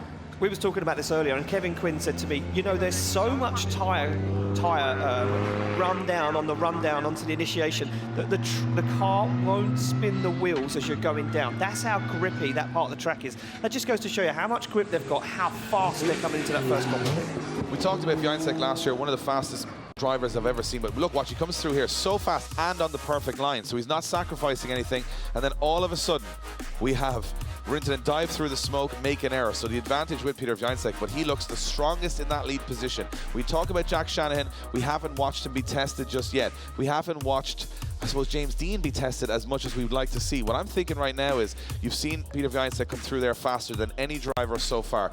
What does that mean? Can anyone catch him? Well, I mean, someone's going to try and catch him. We thought Juha Rintanen had it. We thought he had the pace in the car. I think he thought he had the pace in the car. The Finnish driver believed in himself for a moment. And from what we see this morning, I believed in Juha Rintanen. But right now, I'm pretty sure even Juha Rintanen doesn't believe in himself. Well, Rintanen reckons if he goes any faster into that first corner, he's going to end up in the next town. He's coming in so fast. Here we go. Vincek chasing him into that first corner. Big flick from Peter Vincek in the chase position. He's point there. But Juha Rintanen again up goes. Oh, Rintanen's gone straight. Big lock up from Rintanen. He's off the track, and that's all she wrote. And Peter Vincek fires in on big angle into that last corner, and Rintanen's been overtaken. That's all she wrote for Juha Rintanen. And Peter Vincek, formality now to get it across the line. Rintanen will be furious with that, but he went through so fast. The front end of the car just couldn't hang. Yeah, I mean, look, it just goes to show you how fast you have to come in there. That is exactly what we were talking about. You have to come in so fast to try and evade Piotr Vincek that you cannot keep that car on track. And you know what Juha Rintanen say, I'll take that. I gave it my all. I pushed 110% to give it to Peter, but I just could not hang with him. Look at this. Yeah, Rintanen goes in. Watch the front wheels on the car. He locks up the brakes. It understeers. The rear wheels got more grip than the front, and he goes straight forward. Avoids going through into the barrier. We saw a couple of drivers do that in practice. It's scary there when you go straight because you're kind of running into the grass. But Peter Vincek just goes around the outside and says, see you later, buddy. I'm going to the top 8. And that's, I think, what's exactly going to happen in the judges' scoring. And Vincek's so comfortable, so strong, current champion, back on form. Can anybody beat him? Last year, nobody could beat him. And Juha Rintanen will not be the man today. Official scores come in. It is Peter Wiańczek from Poland getting the win and going through to the top 8. No one more times needed here. Peter Wiańczek getting the job done. He secured himself a place in the top 8. And this is going to be very interesting from here on out to see exactly which way this lines up. Wiańczek loves it here in Ireland. He's a party guy. Polish and the Irish, they know how to have a good time. And he'll be having an even better time if he gets all the way to the podium tonight. You can see the relief, the expression from Peter Wiańczek as he gets in the car. He knows the job is done, and it is business. You know, he wants to get that championship again. Rintanen from Finland has come a very long way to be here. And you know what? He gave it everything in that battle. It definitely couldn't be accused of not trying hard enough. I mean, listen, you talk about trying. He tried a little too hard, Dave. He was going above and beyond. Juha Rintanen there just destroying the tyres. Peter says, I'll let you have your 5 minutes of fun. I'm going back to the paddock to refresh, reset. I'm ready to go again. So Peter makes his way off the circuit. I do believe we've got one more times to go to. Well, I am not complaining about these two one more times because I cannot wait to see this one. You know, we have, as I said, we've got a Dakar champion and we've got a rally champion going head-to-head again. Nothing separating them, couple of mistakes each way. And we heard Kalle Rovanperä say, I'm going to drop him. I'm going to get rid of him. And I'm sure Pszczonski's like, well, we'll see about that. Yeah, Pszczonski's probably sitting there saying, you're playing with us now. This is my game. This is my championship. You come over here with your rally stuff. I know rally stuff, and I know drifting very well too. Two of the fastest cars on the grid. Here we go again. Rovanperä to lead in Pszczonski. Yeah, look at this. Pszczonski a lot closer this time. No messing around. Big initiation though from Rovanperä. But can he hold it? Just dials out the angle. He has put in a lot more grip into that car. They've turned it up to 11. Look at Pszczonski. He says, I cannot hang it. Oh, wow! But Rovanperä goes freewheeling down the back end of the circuit, still keeps it going. And Pszczonski holds on and says, you are a wild man. Well, only one of those drivers went rallying on that particular run, and it was Rovanperä three-wheeling through the outer zone, stays on track. Very fast through the course. It's incredible to watch. The talent is unbelievable. The way he can adapt the car. I mean, most drivers will be, you know, the car will spin back into the gravel. He holds it together. Look, comes in so fast into that outer zone. He is almost washing through. And as you can see, keeping one wheel, just spinning one wheel in the air. And then it slams back down, business as usual. Well, getting wheels off the ground should be no problem for him, right? Yeah, no, look at this. Absolutely incredible. And Kalle Rovanperä just proving what talent he has. Can you imagine Kuba Pszczonski looking over going, can you put some wheels on the ground for God's sake? What's happening here? Look at this, he's in the air, he's about 2 foot in the air. That's insane. What a shot on the slow-mo replay there. The car, he's only got 3 wheels on the ground and he's still online, he's still drifting. Incredible stuff, absolutely incredible. As we see Kalle Rovanperä freewheeling that A90 Super around the back end of this Mondello circuit. You know what, didn't slow him a whole lot either. He stayed in it. I mean, it's a mistake, sure. The judges are definitely going to count it as a mistake, but he kept it going. I mean, most of the track was pretty good, so he's still in the fight. Now, Jakub Pszczonski, or Kuba as we call him, can Kuba get a perfect lead run? Can he looked fast. Can he be faster this time? I think he's going to go into this half of the battle, Dave, with a little bit of an advantage, and he gives a thumbs up, and I think he's feeling a little bit more confident. Slams the car into gear. Starts to creep off the line. Here we go, second half of the run. One more time battle underway. Jakub Pszczonski leads in. Kalle Rovanperä. Rovanperä once again goes for that brave dive. He goes closer than we've seen anyone on that first corner. Backs out of it, shallows up the angle, goes for the dive. Down on the inside, Rovanperä looking for the side of that Toyota GT86 as they come through. Down onto this transition, up onto the wall goes Pszczonski and Rovanperä. Rovanperä way wide though. Pszczonski. Mondello circuit, what a run. Incredible stuff from both of these guys. And you can see on that last corner, the transition from Rovanperä onto the door was probably one of the most sensational ones I've seen on this track in history. In that first corner, he was glued to Pszczonski, but he does make some errors there as well. So I'm not sure which way the judges will go on this. I cannot wait to see the replay because I want to watch this. Watch the transition. Watch how close he is to Pszczonski when they transition. He dives through the smoke. Watch this. Inches between the front and the back of the car. Now look, watch, up onto the door, boom, hits him, and then sends him around the corner, and it's Pszczonski foot to floor as they come around. Definitely Rovanperä not wanting to go out lightly here if he is going to go out. That was incredible stuff. I mean, these are two very expensive cars playing bumper cars here. Watch this, look as he comes through, and boom, smashes into the door of that GT86, but does Rovanperä put 2 wheels off the circuit in the chase position? But was Jakub Pszczonski going 2 wheels off at this point anyway? I mean, he's very close there, Dave. And, yeah, and judges saying that that white line is a definite 2 wheels off. Yeah, is Pszczonski slowing down because he thinks he's going off the track? I have no idea which way the judges will call it. We'll obviously hear their opinions after the battle. But there has to be a decision here, as there's only one more time allowed once. So this has to be a call. And I think there's going to be a lot of debate here in the tower. But the results are in. Who's going through to the top 8? It is Kuba Pszczonski getting the win and going through to the top 8. Kalle Rovanperä bows out in the top 8, but did so in style with some incredible driving. And look at that, Kuba Pszczonski says, you know what, I've got that little bit more experience, but he'll be worried for the next time he sees that young Finnish driver lined up beside him. Kevin O'Connell, quickly over to you, Kevin. That was some insane driving, but it was not perfect from Kalle there. A couple of bumps, a couple of hits. Yeah, it was absolutely fantastic driving, and well done to Kalle. He really brought the battle to Jakob, but unfortunately it all comes back down to that contact just in front of us here at Outer Zone 6. We had a look at all the alternative angles, and unfortunately that is a deceleration zone, one of only 2 that we have on the track. Jakob is well entitled to slow in that zone coming into Outer Zone 6, and unfortunately Kalle, in our opinion, came in too hot, made contact with him, and therefore Jakob put 2 wheels off, as well as Kalle putting 2 wheels off. So therefore it's Kalle that is at fault for that, and Jakob gets the win overall. There you go. So Kalle Rovanperä, a little too aggressive. He said he wanted to drop him. He just dropped him off the track, which means you can't do that, and he got eliminated. But you know what? I think he's definitely going to be back for more action later in the year, and we can't wait to see his progression. We go back to the one more time now between Conor Shanahan and Tor Arne Kavia. This couldn't be separated. Got to go back at it again. Conor Shanahan's going to be feeling the heat here. He's going to be feeling more than the heat, Dave. He's going to be feeling Tor Arne Kavia, the sledgehammer breathing down his neck as Kavia now dialed up. It's even more a question. Kavia knows where he went wrong last time, and he can't let that slip this time. He goes wheels off track to keep the proximity. They transition back, and Kavia comes in hot. Wow! Into the outside zone. Kavia closer than before as Shanahan holds on. Transitions. Kavia gets himself caught up on the inside, but now makes the dive. He's on the door. He's absolutely painted on the side of the 86. Well, what do you say about that? Cheers from the fans, cheers from us, cheers from the judges. The best chase run, one of the best I've ever seen on this circuit. Tor Arne Kavia brought the fight. He's just put Conor Shanahan on the ropes. I don't think there's any way back from there. I mean, Tor Arne Kavia he said, I've got nothing to lose, Dave. If I don't get it done now, there's no chance to get it done. I don't think I've ever seen a chase run like that on this circuit. The transition at full speed in the chase position. Watch this.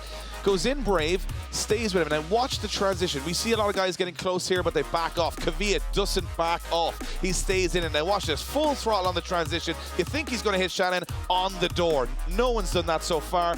And Kavia, you think maybe take a breather. No, back on it again. Watch this transition. Between the wall and Shanahan times it absolutely perfectly, and he's on the door closer than we've seen anybody. Look at this. Up onto the door. Perfect. Look at that. That is insane driving from Tor Arne Kavia. Well, I've got to say now, the spotter will be on the radio to Conor Shanahan saying, Conor, you're going to have to do something here that you've never done before. You're going to have to risk the car. He's going to have to risk the car here and risk losing, because there's no way he can win this battle now. There's no one more times left. Conor Shanahan's got to go for it. He's got to go for it, Dave, and he's got to put 110% in. If he goes through, down the gears, they come. Big initiation from Tor Arne Kavia. Shanahan now starts to mirror the angle, starts to mirror the proximity as they transition back. Shanahan now goes for the dive. Kavia deeper into the outside zone. Better, but he drops wheels off the track, and Kavia starts to throw it away. And Kavia starts to throw it away, fires up onto the wall, and Shanahan backs out. He knows that one could be in the bag and done. Well, you know what? Conor Shanahan put the pressure on, and Kavia did the hard part. He did the chase run, but when it came to the lead run, he went way too hot into that corner, dropped into the gravel. You can see the car hit 3 wheels and just grip up. And I think that's all she wrote. Yeah, I don't think there's any coming back for that for Tor Arne Kavia. Look at this, Dave. He goes so deep into this outside zone, drops it. Yeah, and I mean, he's ballooned off the track. He's bouncing over the gravel. And that's Shanahan is looking at the window going, I cannot believe my luck. I can't believe this guy's gone off the track. I mean, he's been on rails all day. But one thing that I know that Mondello Park can smell, but not everyone at home can smell, the smell of clutch in the air. Is that one of the cars on the ropes? Is it Conor Shanahan's car? Well, we got to get a decision. It looks like we have got a decision. It's Conor Shanahan getting the win. And Conor Shanahan defeats Tor Arne Kavia to go into the top 8. Incredible stuff. And I mean, that top 8 is lining up I've never seen a lineup quite like it before. And Conor Shanahan looked like he was on the ropes, but the consistency carries him through. That was close. Kvyat, you know, was worthy of a top 8 position, but you've got to get the lead run done as well. And unfortunately, Kvyat couldn't get that job done. Incredible stuff. Kvyat will exit the circuit in a cloud of smoke, and we'll move on to our top 8, and it's going to be sensational. Well, I hope you guys in Mondello Park are having as much fun as I am. I hope you guys at home are having as much fun as we are, because we are watching some of the most on-edge drifting we've ever seen in the Drift Masters European Championship, and we are not there yet. The top 8 still to come, and I am very, very excited to see who will take top step on the podium. Believe me, you're going to see driving like you've never seen before. Every one of these 8 drivers wants to win it, believes they can win it, but only one can win it, and that is exactly what's about to happen in the next hour. I cannot wait to get this underway.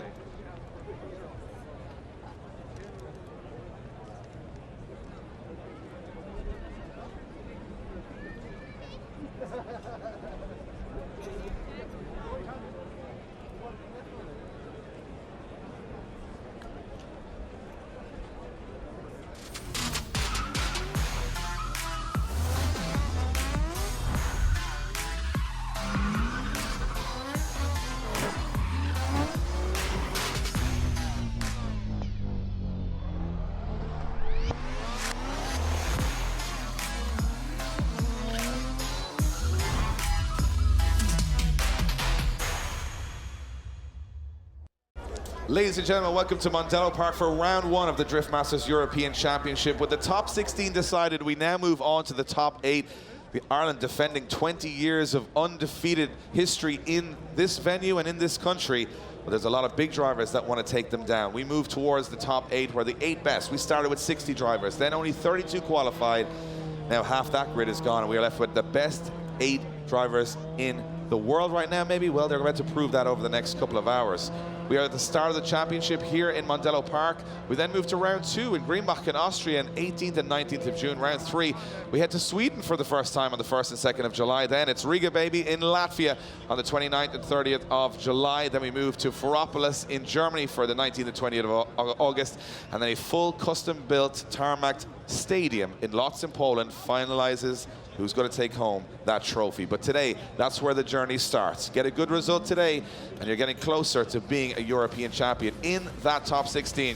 Well, it was all action. Rovanperä hitting the door of Pyszczynski, trying to, as he said in his own words, drop him out of the competition. But unfortunately, he dropped him off the track, meaning that it was basically a 0 for both drivers. Rovanperä deemed at fault, and it is Pyszczynski who goes through to the top 8. A very strong performance, though, from Kalle Rovanperä in his first European Championship drift event. Incredible stuff. Well, we're going to have a look at the track that these guys are going into for this top 8. It is a very, very tricky track. You guys are going to have to hold your breath on that entry, because it is incredibly fast. Speeds of over 105 miles an hour now being clocked into the top 16 and the top 8. And as they come off that start line, it's 1st, 2nd, 3rd, 4th, for some of the drivers, 5th gear into that first corner. There are 2 deceleration zones, 6 outer zones, and 1 inner zone. Track length just under 500 meters. Not the longest of tracks, but one of the fastest and most technical on the calendar. When you come off that start line, it's all about that initiation. You've got to throw it with a feint into that first corner, go through that outer zone at upwards of 100 miles an hour. Then you got to negotiate a downhill off-camber first corner, completely blind as you initiate, and then you got to aim for inner zone 2, which will carry you perfectly across the circuit at full throttle all the way across to outer zone 2. Get that transition right, and you're set up for the rest of the course. Outer zone 3, and then you're going to transition for the first of the larger outer zones. And as you can see, some of the drivers in earlier competitions struggling to decelerate in that deceleration zone and avoid going into that gravel. If gravel one wheel in, it might pull both wheels in. That might be the end of your run. And it's all about a quick transition to outer zone 5, and then you set yourself up looking straight down an immovable concrete wall. What you want to do, rub the bumper as close as you can without doing any damage to the car, and then hit that outer zone perfectly as you take it to another wall, and then full throttle across the finish line. Sounds simple, it's far from. A lot of drivers struggling with the pace, struggling with the grip, and these cars are gripped up to the absolute maximum to get them as much momentum around the course. And here for twin battles, well, it's all about getting as close to your opponent as possible. The lead driver trying to stay on that qualifying line, the chase driver trying to mirror the lead driver. And I want to see who's made it through this incredible event so far to the top 8. 8 of the best drivers in Europe line up. They all want to take home a trophy. Only 3 will, but there's only one trophy they really want, and that's the top step on the podium. So here is the way it's lining up. As if it was written in the stars, Jack Shanahan goes against Dwayne McKeever. Oran Nielsen goes against Oliver Randalou. James Dean takes on Kuba Pszczonski, and Connor Shanahan goes up against Peter Wiańczek. If you're an international drift fan, you would not have picked a better top 8, and you'd also be more confused about who's going to win it. My name is Dave Egan. I'm joined in the commentary box by my good friend and colleague Ian Waddington. Ian, we've seen it all so far in qualifying, practice, and top 32 and 16. But this is where it gets really, really, really interesting in the top 8. So close to the podium, but also for many of these guys so far away. Yeah, so close, yet so far away. These guys have come a long, long way. It's been a hard battle, Dave. But I'm excited, you're excited, everyone's excited for what's coming up next. Well, the time for talk is over. It's been a long off-season. Let's go to the first top 8 of the year.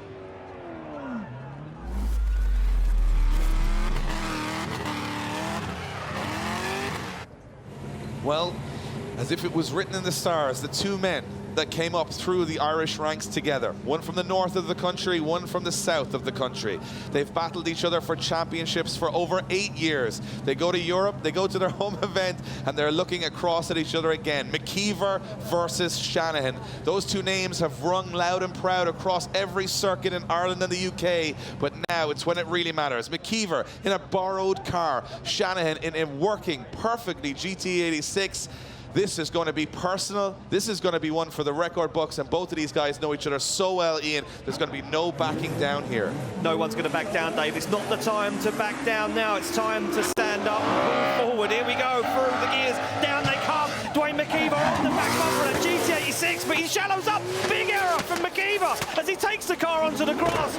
And Shanahan puts it down like he's been putting it down all weekend, Dave. It just goes to show you, once again, the pace, the speed that Shanahan has. Can anyone match him? McKeever gets himself back into it just to put on a show, tags the door, and they both finish up the run. McKeever angry over the finish line. Look at this, he is angry. He went straight across. He thumbs up to Shanahan, but he tried to make something happen at the end of the run, but a massive error as he came through that first corner. And you know what I think happened here? Too much grip in the back end of the car, gripped it up. The front tires couldn't take the speed. He understeers off the track. And Shanahan has that car absolutely dialed. That's the big difference. Watch both come through at the same speed, but the confidence of Shanahan to stay on that, tire setup to make it work for him. McKeever dialing more and more grip into the car as the competition goes on. We got to remember Dwayne not in his own car. I mean, even to get this far in the competition, when he suffered that engine failure yesterday, seemed unlikely. Well, here he is, still putting points on the board. But right now, Jack Shanahan with 1 foot into the semi-final. Yeah, Jack Shanahan can already taste the champagne, can already feel the heat, the momentum coming through from this championship start. Here we go, and you can see Dwayne McKeever on the radio to the spotters saying, I just haven't got it. I just cannot fire down as fast as Jack can. Jack is unstoppable this weekend. Your first place qualifier, Dave, looks stronger and stronger with every pass of the circuit. Yeah, he looks as fast as Peter Wiańczek. He looks as fast as Kuba Pszczonski. He looks as fast as anyone out there, but now he's got to put it on. Oh, and there's a corner down on the start line. Yeah, and it's going to be a false start. So just for you guys who are new to drifting, you'll see that chicane on the start line. What that's for is to slow the lead car down. So the lead car will go through a chicane to avoid it being a straight up drag race down to the first corner. So the lead car will go through the chicane, giving the chase car all the advantage to get the pace going. And as you can see, Dwayne McKeever comes off the line, the very wide car and just clips that cone, as you can see, and therefore it's a false start. They'll reset and go back at it again. But maybe, a little bit of nerves from Dwayne McKeever. I mean, very rare to see him go off track, very rare to see him clip cones. It's not a car he's used to. He doesn't know the dimensions 100%. So I'm so impressed with Dwayne hopping in this car, being able to adapt. He's a guy that turned up at the Drift Masters-2022 Championship, took the first 2 wins of the year. It sort of dropped off as the form went on, but now he's back. He thought it would be a disaster weekend, and in the borrowed car, he's still putting points on the board for the rest of the season. But Jack Shanahan, now you can see how he set himself so far back on the start line, meaning he wants to get a rolling start up by Dwayne McKeever. So if you think that Jack Shanahan is going to back off here, you've got another thing coming. He wants to put a show on here. Certainly does, David. A clean start this time through the gate, through the chicane they come. Look at Shanahan, gives him the room to manoeuvre. He knows that Shanahan has some points in the bag. flag. This time McKeever makes it through. Shanahan's going to start reeling him in now as they get into the outer zone. You can see Shanahan shortcutting the circuit down on that bank, down out of the outside zone, but now Shanahan fires through the smoke, coming off the back of that PS13 as Shanahan once again evades the outside zone. Shanahan's playing it safe. He's being careful, Dave. He's playing a calculated game. He is, and after the finish line, he had no idea where Dwayne McKeever was. There was that much smoke, but what happened there was you could see Dwayne throwing on some big angle left to right, seeing could he upset Shanahan in the chase position. But Jack Shanahan's competed all over the world. He is the current RDS champion. He's an ex-UK and Irish champion, and he's a man that knows, you know, what's happening, and he stayed back a little bit. He just said, you know what, I'm going to do enough here to keep myself in the fight. And Dwayne, from the lead position, it's very hard to do anything to get back in the fight other than put in a great run, which he did.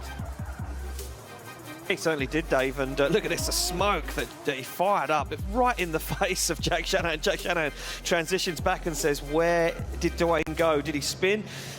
Nope, just playing games with Jack Shanahan. So there we go, they step out of the car, Dave, and they're going to get a huge round of applause from the grandstand, that's for sure. Well, the thing about this is that Jack Shanahan, I mean, I think that the result will be obvious, but Dwayne, I think an impressive result for him getting that far in the competition. But who's going through to the semi-final? I think it's a pretty obvious one. It's going to be Jack Shanahan getting the win and going through to the semi-final. And a well-deserved run for him. You can see how comfortable he is in that car, and he's having a very good time here in the sunshine in Mondello Park. So are the fans. They're still having a great time as well. The driving has been, you know, very on edge. It's, you know how much it means. It means more, but it's at this level. And Jack Shanahan gets back in the car. You know, he just wants to get back to the pits, get that car set up, and head out to that top four. But who he's going to be facing, well, we're going to find out in the next battle. Yeah, we certainly are, Dave. And I took a quick look at the battle graphic before it went online, and there was 4 Irishmen and 4 Europeans.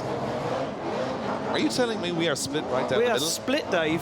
So far down the middle, it's like a banana split at the beach on a Sunday afternoon. Well, put it this way, one of them is going to be going home at the end of this battle because we have 2 European drivers here in this and 2 guys who have wowed us all weekend. Oliver Randalou from Estonia going up against Oren Nielsen, a man just clawing his way through all of those battle grids. And Nielsen, as the higher qualifier, will lead them out. He has been on rails, but then again, we've watched some mistakes happen from a lot of drivers in this top 16 and top 8. Can he hold it together when it really counts?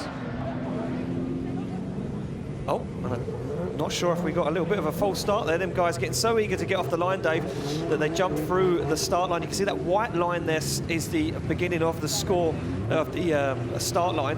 And I do believe Oren Nielsen crossed that line before the bottom light was illuminated. So another false start. These guys getting really eager to get underway.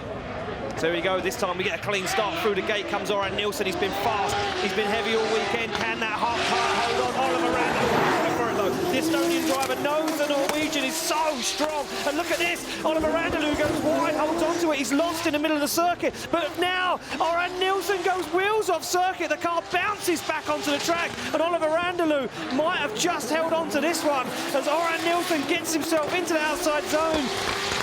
Randalou onto the side, across the line. That one was scrappy, Dave. Well, what you saw there was how quickly momentum can change in a drift battle. You watch the first corner and Oren Nielsen comes flying through, and you can see the Estonian driver, Randalou, not really in the game.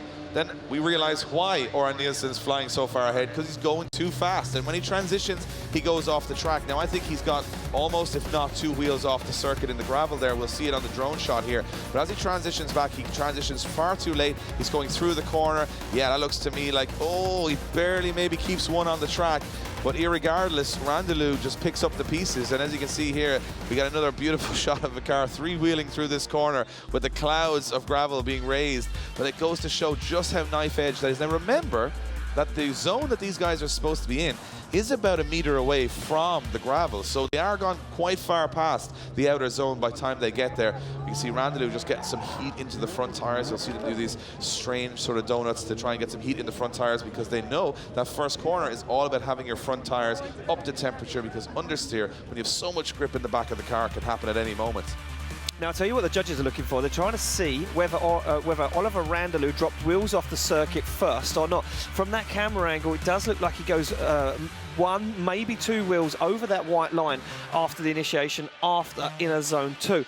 Now, How does this one play out, Dave? Is it the first zero scored? Are they both equal? This one, an interesting one. Well, the good thing is we don't have to decide any of this. The judges are looking at it from a much more technical viewpoint. We're looking at it from an entertainment viewpoint, and we have been well entertained in this entire competition. We have guys on 3 wheels, we have doors getting pushed in, we've got D-beads, we've got going off in the grass. You know, the gardener here in Mondello Park is going to have a busy Monday trying to put this place back together, but here we go. Another run off the line as Randalou comes up over the hill, blind off-camera entry. Look at Oran Nielsen, he's on the door. He knows he's got to do something, but he's made a big error. Too much angle, had to slow the car, and Randalou looks comfortable. Oran Nielsen now scrambling, trying to get back into this, and it's going to be bleeding points all the way through. Randalou looking incredibly comfortable in that lead position. He's been strong all weekend, and Randalou, we talked about him over and over again, being that, you know, almost wily pro that knows how to get himself in. Oh, you see Oran Nielsen, the bonnet hinge is broken, the car is falling apart. Even if it's a top 8 exit for him, he's had a phenomenal weekend, and I think he's tried everything he can there to get back into that fight, but it might not be his day. I think it's the first chink in the armour we've seen from Oran Nielsen. We've been singing his praises, Dave, all weekend, and the guy has been pretty much flawless. He's been putting in some really good, consistent runs, and look at that on that first corner. Oliver Randalou does catch a whole bunch of understeer, though, Dave. If you take a look at the camera, you can see almost comes to a stop on that first corner. Was that what threw Oran Nielsen off? Judges will be talking about that now in their headsets. This one maybe not as clear-cut as first fault. Well, there's nothing clear-cut about anything today, Ian, because the speed they're carrying, I mean, anything can happen. You see Oliver Randalou now throwing it back towards the wall. Nice on that outer zone, but he drops out of it pretty early as he comes towards the wall, but maybe, you know, that was all right. But they're having a look at this initiation. Watch Randalou. Is he on throttle here? And we are seeing smoke coming from the back of Randalou's car, but let's see what happens here as, yeah, misses that outer zone. Or sorry, yeah, not a lot. I'm not sure. It looks to me like Oliver Randalou maybe looked like he had some momentum through that first corner. We want to talk about the judges. They're obviously looking for deceleration zones. There's only 2 of those. If you decelerate anywhere else on the course, you will be penalized. And having a quick relook at that, it might be not a big issue. It might be the obvious result, but we don't know. Oliver Randalou, the Estonian driver and the Norwegian driver, the Mondello Park crowd, look how nervous they are. Let's settle them down before this result comes out. These boys have been driving incredibly all day. And very nervous times for both of those drivers. A place in the semi-final for either or. Big result coming in here. Who's going to take it? It's going to be Oliver Randalou. Split decision from the judges, but Oliver Randalou gets the win and goes through to the top 4. Quickly back over to you, Kevin. A little bit of a split decision there. Yeah, very, very scrappy run there, unfortunately. Oran Nielsen having some fantastic flashes of brilliance, but just making too many mistakes. That wheel drop on his lead run at outer zone 4 was massive, even though Randalou did have a wheel drop at outer zone 3 on his chase run. And then that over-rotation on the initiation on his chase run, we had to have a look at that several times to see was Randalou slowing inappropriately there on his initiation, but we just didn't think it was severe enough to justify it being Randalou's fault. So unfortunately, Nielsen was fantastic in place, but just too many mistakes. So Randalou gets the win overall. So Randalou goes through. He will make up one of the challengers to take down the 20 years of undefeated drifting action here in Ireland. But here's a man that would love to do it in style. Kuba Pszczonski. He's taken down the current WRC Rally points leader. Now can he take down the best of the world in drifting? It is James Dean in the lead position, Pszczonski in the chase position. Expect fireworks from the off as they fire into that first corner. Big angle from James Dean. Pszczonski now coming as fast as he can. Oh, Dean drops as wide as he can off the track, and now look at Pszczonski making an error in the chase position, catching back up onto the door. You see Pszczonski just wobble a little in the chase position now. Pszczonski, wow, what a dive, but a little bit of a wobble again. Dean on massive angle as he comes through that last corner. And James Dean across the line, Pszczonski right with him. Well, I mean, we're supposed to put words to this. I don't understand if that's possible sometimes. The angle that James Dean is carrying, it's, I don't even know. Like, look at this. He's almost on 70, 80 degrees of angle. And watch this as he comes through here. He does wash a little wider. That white line will be a deduction. He puts 2 wheels over that. But watch Pszczonski. As he comes through, he jumps forward. The car grips up. And then he gets really up close and personal with James Dean. But he's front wheel to front wheel. It's not ideal. And then on the transition, a little straighten as well. So a little bit of an error creeping into Pszczonski's run. And Dean now, well, he'd love to put out Pszczonski because Pszczonski is a real threat to all the Irish drivers here. But James Dean is also thinking about his championship. And a top 4 finish would be pretty nice for him to start. Pszczonski, though, we counted him out against Rovin Pera, and he came through and won the battle. So, you know, at your peril, will you count him out here? Yeah, you can't count Pszczonski out of this fight at the moment. There was an error, though, from Pszczonski as they come up onto that first wall run. He did make an error. There was a moment of straightening, a little flicker. He had to readjust the car. Is he on the ropes a little bit? Is this where he may falter? James Dean will be hungry for this one. They get the signal all round. They look down for the lights, Dave. Here we go. James Dean off the line. Pszczonski in the lead position. James Dean side by side. But Pszczonski, as they come over the hill, look at James Dean, almost contact. Dean almost makes a mistake. Pszczonski, that was insane on entry from James Dean. Never seen anyone go that close on that corner. Now Dean up onto the door, pushing Pszczonski around the track. Dean diving through the smoke and trying to get up onto the door. Pszczonski with a perfect lead run on the outside line there, and Dean just not having the pace for Pszczonski across the line. We are watching the best of the best go head-to-head here. I think I've never going to say this, but I never thought I'd see James Dean make a mistake, and there was a big mistake in that run, Dave. A big mistake from James Dean in that changed position. Signals to the judging tower that he's not that confident. Watch this entry. Does he hit Pszczonski on the entry? He does. Yeah, he does. He hits Jakub Pszczonski on the entry, and that causes Jakub Pszczonski to go wide off the track. And look where it put James Dean. Put James Dean way on the inside. And then after that, Dave, on that transition down here, right in front of the judging tower, James makes a mistake. Transitions too shallow, doesn't get to the outer zone, has to shortcut the circuit. I'm not sure, Dave. I think we're going to see the world champion on the ropes. Well, James Dean, watch this on the replay. He comes in very hot. Watch the front bumper of James Dean's car. As they're initiating, remember this is 100 miles an hour when this is happening. Bang, he hits Pszczonski. That could have gone wrong fast. He actually hit Pszczonski when he was going the opposite direction. We could have seen anything happen. Watch how wide Pszczonski goes. James Dean then has to come on the inside, lock up those front brakes, and that's an error for the Irishman on the initiation. We rarely see mistakes from James Dean, but he was knowing how good Pszczonski's been all day. He took the risk, and James Dean inspects the front of his car, knowing that was the contact on that battle. You've got to say, 100 mile an hour tips, punches to the back of the car. Look at the intercooler. He bent the intercooler, Dave. He's caused some damage to the intercooler. So James Dean will await the judges' results. Here we go. Who's going through to the top 4? It's James Dean getting the win and going through to the top 4. Now that means we've got to go to our judges for this one. Kevin, looked to us like the collision was James Dean. You guys were watching that very quickly on the replay. What did you find out? Yeah, it looked initially like it was caused by James, but if you look at it in slow-mo, you can actually see that Jakub actually touches the handbrake in the wrong direction before initiating. That is something that we massively called out in the briefing not to do to the drivers. We want to see one smooth initiation, no deceleration there until the drivers are actually in the corner. So in our opinion, that was definitely a cause of Jakub there, unfortunately. After that, then it comes down to proximity for the rest of it, and I think James was just the cleaner of the two drivers over the 2 runs.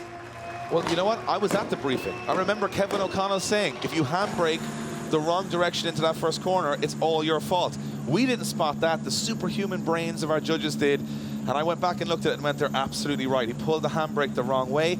And you know what? That's why we don't make the decisions around here, Ian. We go to our next battle. The big battles just keep on coming. Peter Wiańczek, Conor Shanahan.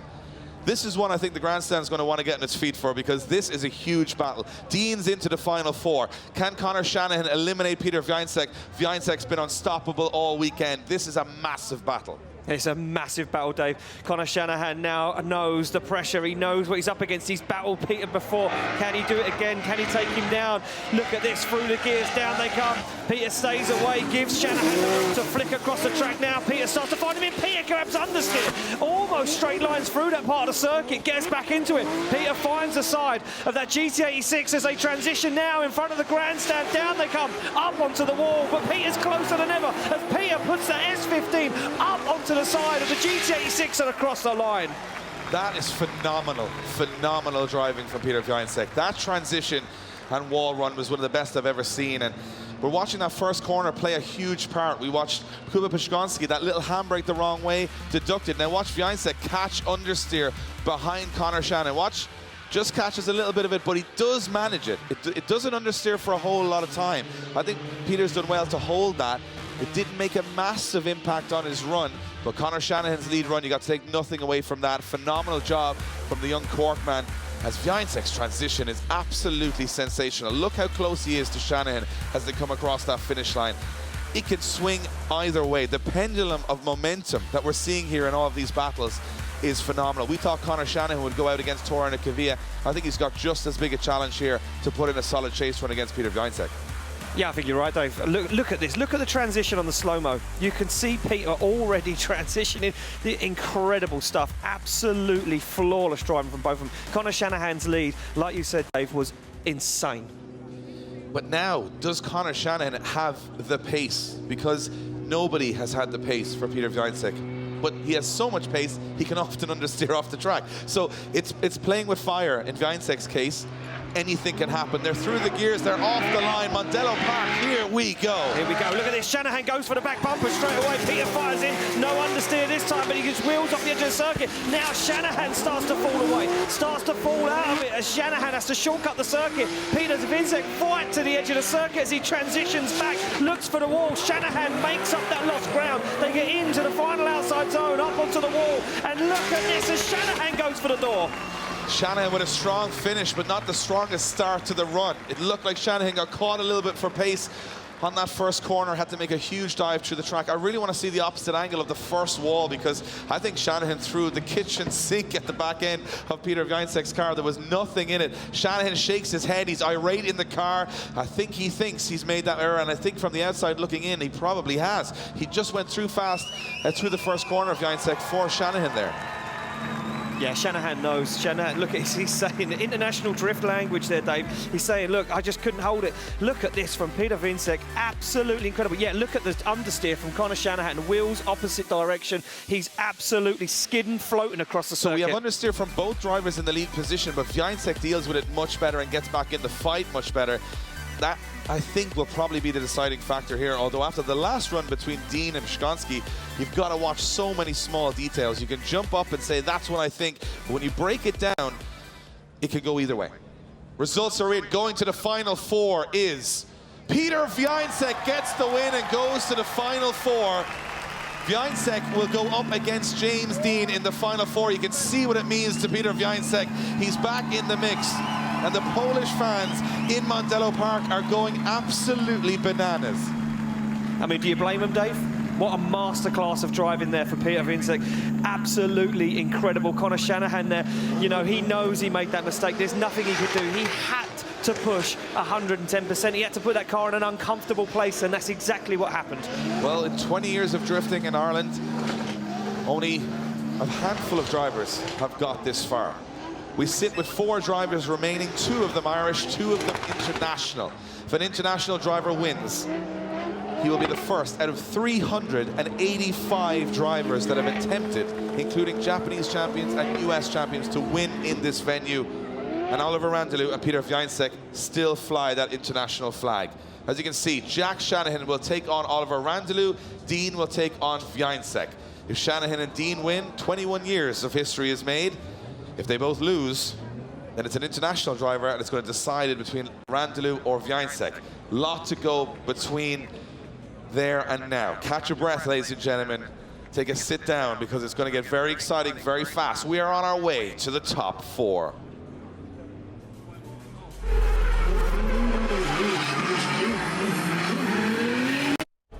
Four drivers remaining, the 4 best that have hit the circuit all weekend. I think you'll all agree. We've had crashes, we've had spins, we've had 3-wheeling through the gravel, we've had wall runs, we've had mechanical failures, but 4 drivers stay strong. Jack Shanahan will go head-to-head with Estonia's Oliver Randalou. Shanahan will be the lead driver as the highest qualifier. He scored a 99 in qualifying, history made as the highest score ever recorded on this circuit. But can he take down Randalou? Randalou in the chase position. He has taken a big old run up at Jack Shanahan here on the start line. Ireland versus Estonia. 1 spot in the final for either of these drivers. It's as big as it gets. It's as exciting as it gets. The anticipation and tension in Mondello Park is palpable. We get the green light from the marshals that the track is ready. Randalou versus Shanahan. Estonia versus Ireland. Here we go. Here we go, look at this. Randalou goes for the back bumper straight away. Big initiation from Shanahan. Now, can Randalou hang with the pace? Can he hold on? He goes for an early transition. Randalou not messing around. He knows Shanahan's the man to beat. Shanahan slows down. Shanahan's off track.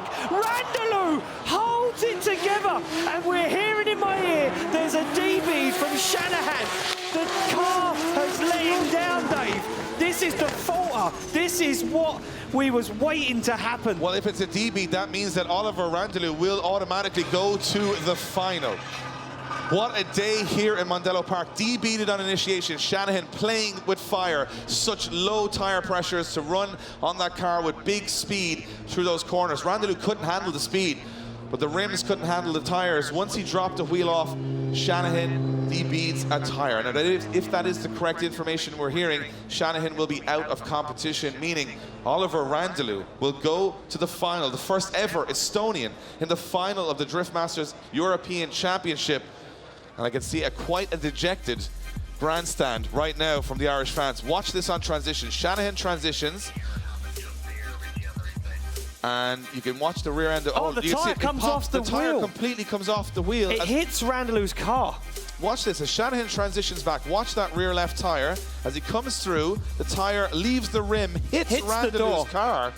And Shanahan has no tyre on the rim whatsoever and goes off the circuit. And to be honest, even if he'd finished at that point, he still wouldn't be able to start the second half of the battle. So, as far as I can tell, knowing the rules here in the Drift Masters European Championship, that would mean Jack Shanahan out of competition. And of course, Jack Shanahan would be able to contest third step on the podium. But they're back in the pits, and you can see the panic now. It's like someone set off a firework in there. People are running everywhere. They need a tire back on the rim, but this will be for the third and fourth place battle, if I'm not mistaken. But I'm going to have a talk with the judges before anything else happens. And just from your perspective, Kevin, just talk us through what you guys saw there. Yeah, very unfortunate of Jack there, but it looks like he just came in too hot, maybe was running a little bit too low pressures. I'm thinking he possibly maybe hit a curb or something around outer zone 3, and that DB did it, and as soon then as he transitioned back, it obviously left the wheel. Now from a rule book point of view, he can't start the second run because he had DB'd it, and you can't change tyres mid-battle. So if Oliver Randalou leaves the line, he is declared the winner. Jack cannot run the second half of this battle, so he's just getting ready for third and fourth place in our eyes here. Yeah, so Jack Shanahan there, you're not allowed to change tyres between the battles. I think a bit of miscommunication with the team there, trying to get the car back out on track, but he will be back on track with a shot at third step on the podium. He will be in the third and fourth place battle here, but it is going to be Oliver Randalou, who has just flown through the grid, and he goes into the final. Give it up for the Estonian Oliver Randalou, going through to the final of the first round of the Drift Masters European Championship. Will make it official. He is on Dream Street right now. And it's going to swipe all right here, ladies and gentlemen. Oliver Randalou goes to the final, and an international driver makes up 50% of the final. Well, you couldn't write it here today, and we have a lot of stories still to write. A couple more battles to go. Now, this means that the next battle is probably 20 years of history on the line, because James Dean will go head-to-head with his ex-teammate Peter Wiańczek, and if Wiańczek wins, 20 years of undefeated Irish history goes out the window, because both finalists will be from outside of Ireland. Before we get there, I just want to go back a little bit, and I just want to say Oliver Randalou, Dave, actually held on to Jack Shanahan there through that first corner. I mean, he did an incredible job. Yeah, look, we're going to go back to it now. You can see it. Yeah, fair enough. Jack Shanahan did beat that tyre. But Oliver Randalou, we cannot take it away from him. He may have won on a default there, but he held on through that first corner, and he transitioned earlier after the outside zone 3 to make sure he had the dive onto the door. I think Oliver Randalou could be a problem either way here.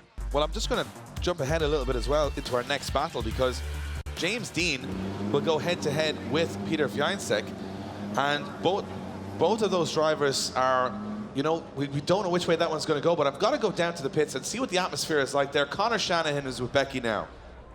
Connor, not the result that you wanted. Can you tell us what happened out there? Yeah, absolutely. Just got it, to be honest. Probably the best chance we've had at beating Peter Wiańczek in a fair playing field. I was feeling good. Lead run was really good. We knew he made a small mistake through behind us in the first corner. throwing it in hard behind him, grab loads of understeer, and yeah, that's all she wrote for this weekend.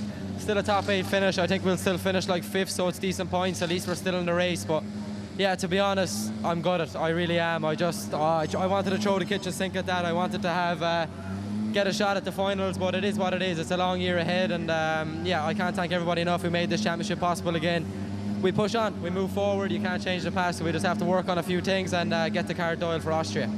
We can see a lot of energy here in the pits, but how is Jack feeling ahead of that next battle? I know that one didn't quite go the way he planned. Yeah, obviously it's quite gutting when there's no 5-minute rules, when you put so much work in, and yeah, a D-bead like that can cost you an event, but it is what it is. I think he's just got to get back in the game, at least step on the box. You know, 3rd place is still not a bad result. It's been decent. We know we're thereabouts. To be honest, I'm just killing myself because I know I could have beat Peter, and I know 100% I could have. And the mistake was my own fault, and I'm happy to say that. He was the better man today. I made the mistake, he moved forward. Hopefully Jack can stand on the podium for us, but it's not our weekend this weekend. Thank you so much, Connor. Well, not Connor Shanahan's weekend. Will it be, well, will it be James Dean's weekend? He's a little bit on the ropes. I'm looking at Dean's form coming in here against Wiańczyk, and I can't believe these words are coming out of my mouth, but I put him as the underdog in this one after what we've watched in the top 8. That's a big statement, Dave. I mean, and I've never, ever heard you make a statement like that before. In the last 15 years of competition with James Dean, I've never seen him go into a battle looking a little shaky, making some mistakes. He gets through Kuba Piszczonski. He now goes up against Peter Wiańczyk, the fastest car on the grid. Dean is going to grip that car up that it's almost undrivable at this point to try and keep the pace. These drivers, you know, ex-teammates in the USA, they've battled many times before. I've heard stories of, you know, 50-50 in terms of wins and losses between the two, and all of the Irish hopes lie with James Dean, as they've done so many years with him. And sometimes, you know, the expectation of him pulling out of the bag for everybody on home soil can be very high, but this is probably the highest pressure battle he's ever had in this venue, and he goes up against a man he knows oh too well can beat him. Yeah, I mean, he knows him, he knows Peter, he knows his driving style. They've drove together, they've been teammates together. They learn each other's driving style, they taught each other, and now they go head-to-head in the Final Four for a spot or in the final. You said this a minute ago, you said he's on the ropes, he's a little bit of the underdog coming into this battle. And I feel the same. And I know it's horrible to say about a man that is so decorated. Well, our job is to call it down the middle, Ian. Of course. And we know how good James Dean is. That's never going to be disputed. But today, Peter Wiańczyk looks pretty unstoppable until he hits maybe that little understeer through the first corner. That could play a part. But Wiańczyk and Dean will line up here going, well, this is it. This is as big as it gets. It's the biggest audience we've ever had in front of these two guys in Europe.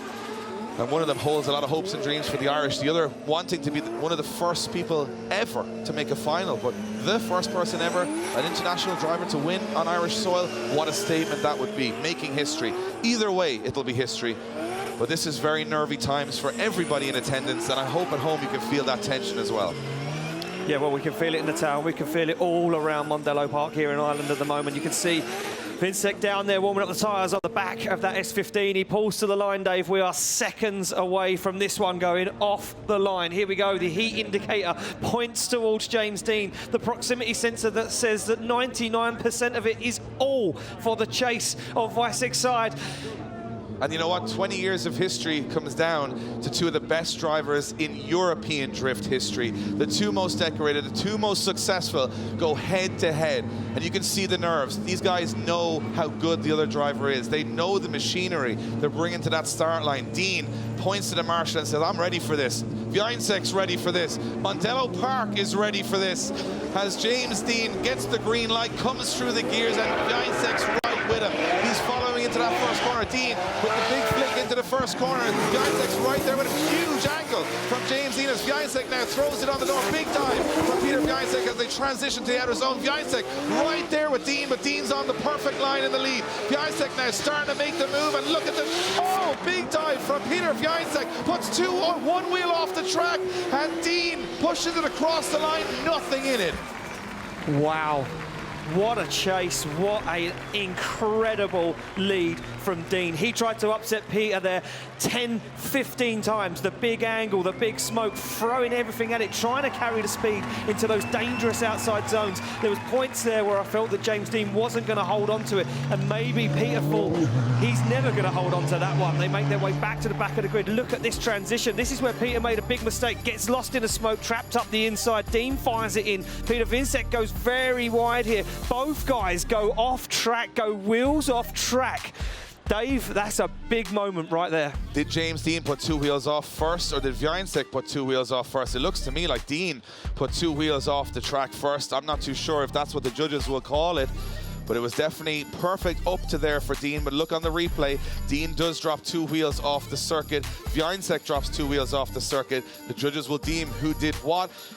Oh, is it both zeros on that run? It's hard to say. The thing is, the judges will take into account that Peter is chasing James. You know, it's a moving clipping point, as we like to say. So Peter will follow that line, that arc through that corner. But this is a big mistake for Peter. He gets himself caught up on the inside and has to make a really sketchy transition. Just about gets into it. You can see that, look, steering wheel full lock as he gets into that outside zone. At this point, James is already wheels off track.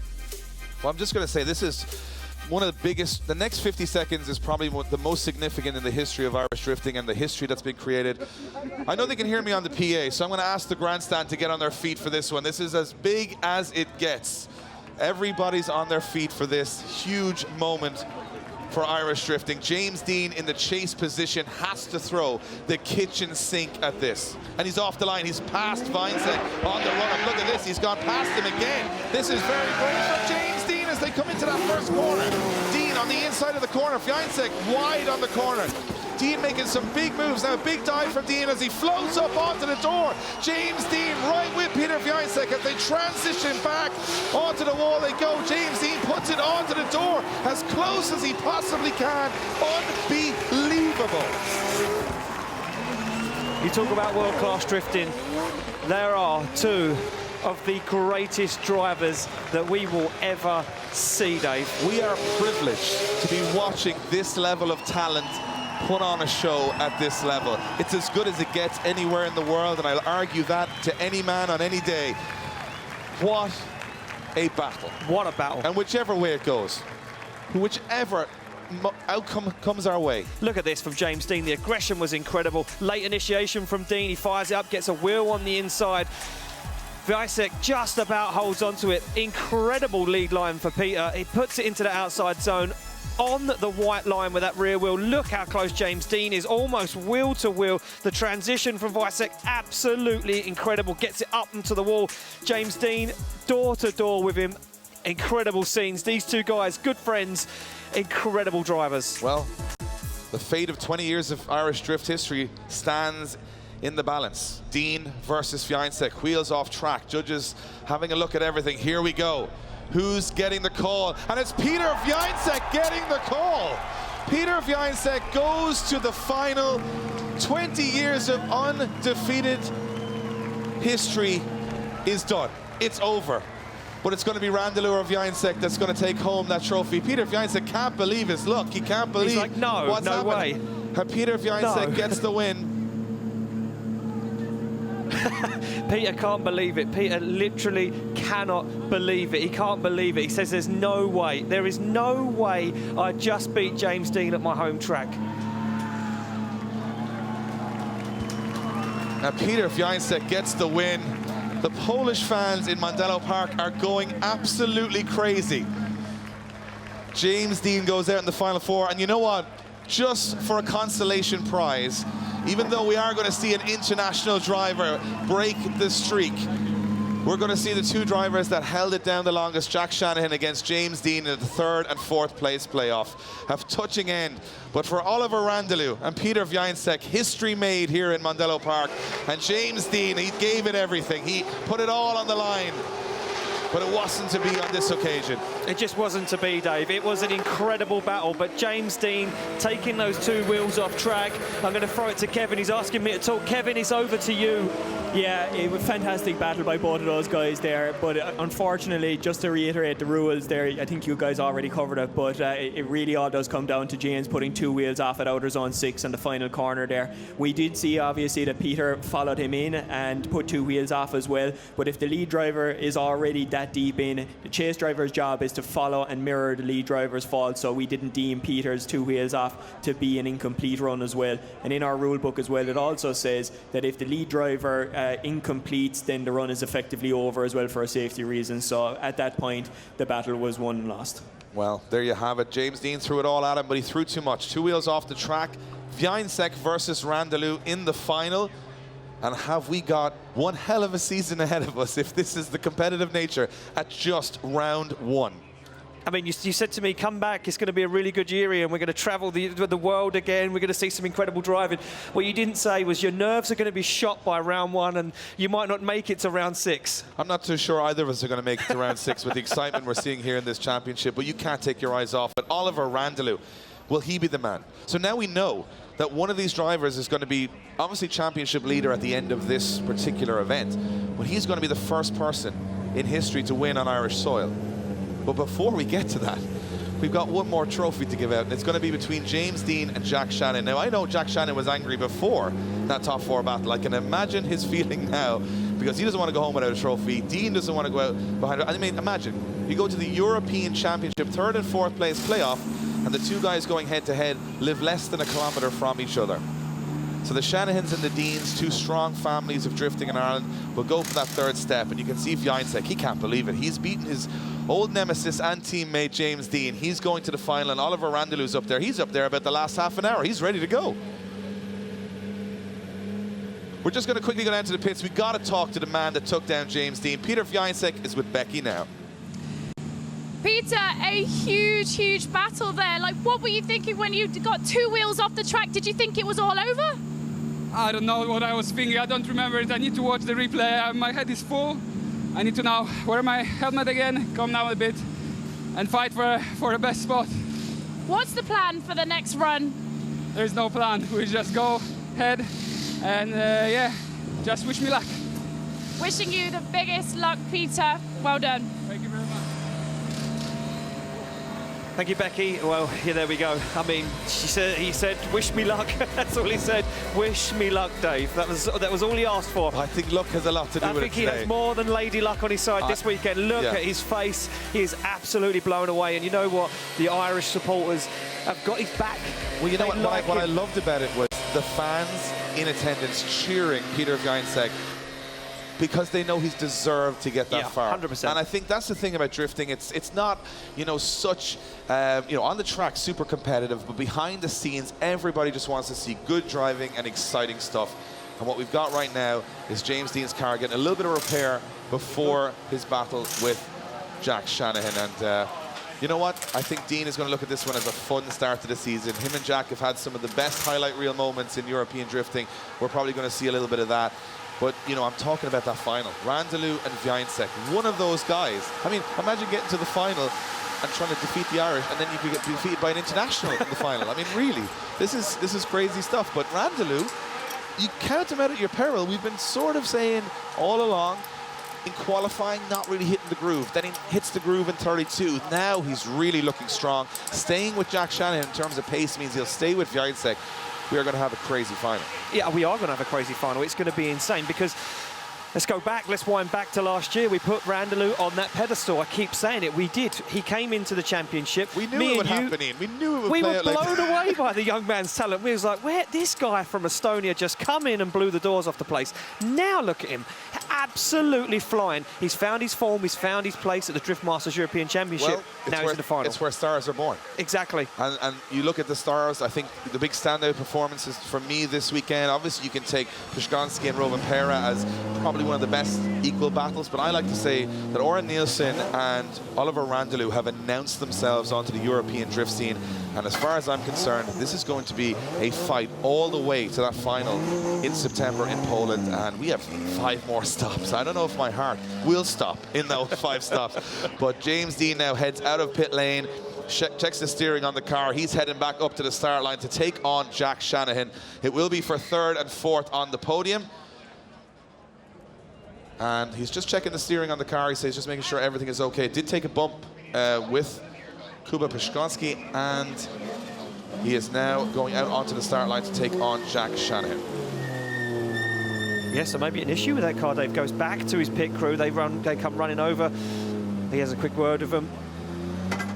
Seems like he may be all right. Yep, he's going to go back. He's going to turn the car around. It looks like he's going to make his way. on the start line, warming tyres. Yeah, so Jack Shanahan on the line, ready to go. Now we wait to get James Dean down the back end of the circuit into that tyre warming area. I don't know if I'm ready for this yet, Dave. I don't know if I'm ready for a battle this big. It's been emotional. It's been an emotional day. We've watched some of the best driving. We've watched some of the biggest hits. We've watched some... It's dramatic. You know, you don't know what's going to happen. And I think that's the best thing. You know, sometimes drifting can be stagnant where you kind of think you can predict what's going to happen. I'm pretty sure nobody would have predicted the top 32 right to the final we've seen today. And I love that. I love that it's still surprising us so many years on this sport where you think someone's the favorite and all of a sudden there's another favorite. And the unpredictable nature keeps us all glued to it. And it makes it such an exciting sport to watch. It certainly does, David. As you can see, James Dean warming up the front tyres as he makes his way to the grid. He knows that Shanahan's on the line, waiting to go.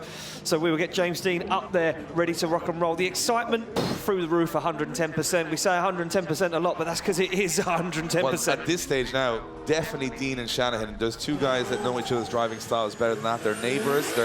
You know, and the best thing about this is that if you look at James Dean, he took, you know, a young apprentice in Jack Shanahan all those years ago. I remember when Jack was 15 years of age, James Dean was teaching him how to be a good drifter, and maybe he taught him a little too much because here we go. But these guys have such respect for each other. It's so close. They travel together. You know, they compare notes on the track, and now they go head to head. And I think Jack Shanahan, after the disappointment of that D-beat in the top 4, would love to just pin James Dean, get a 3rd place trophy for the Shanahans and say, look, wasn't the worst weekend. No, it wasn't the worst weekend. And take a look at this, though. James Dean will pull up to the line in the chase position. He did such a good job at teaching Jack Shanahan how to drive. Jack Shanahan is the higher qualifier. Your 1st place qualifier takes on your 2nd place qualifier for 3rd step on the podium. Our start line marshal takes a quick look around the cars to make sure they are safe and ready to go. And as soon as he is happy, we will get the lights lit up and we will light up Mondello Park for one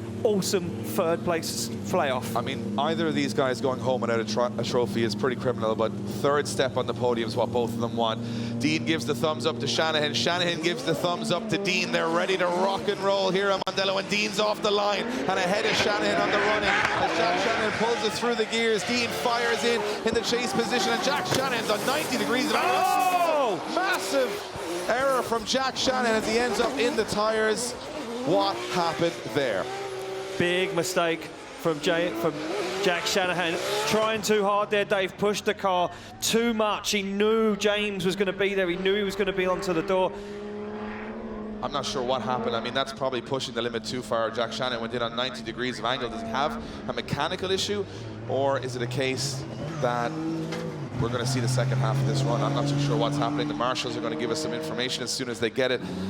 Jack Shanahan seems to have an issue with that car. The gloves are coming off, Dave. The gloves are off, the belts are off, something's happened on that car. And Jack Shanahan has had 2 battles in a row where the car has just not allowed him to stay in the fight. And it's heartbreaking to see, but that was a scary moment when that car snapped. Look at this. Watch, 90 degrees, all of a sudden car snaps the other way. James Dean is like, what is happening?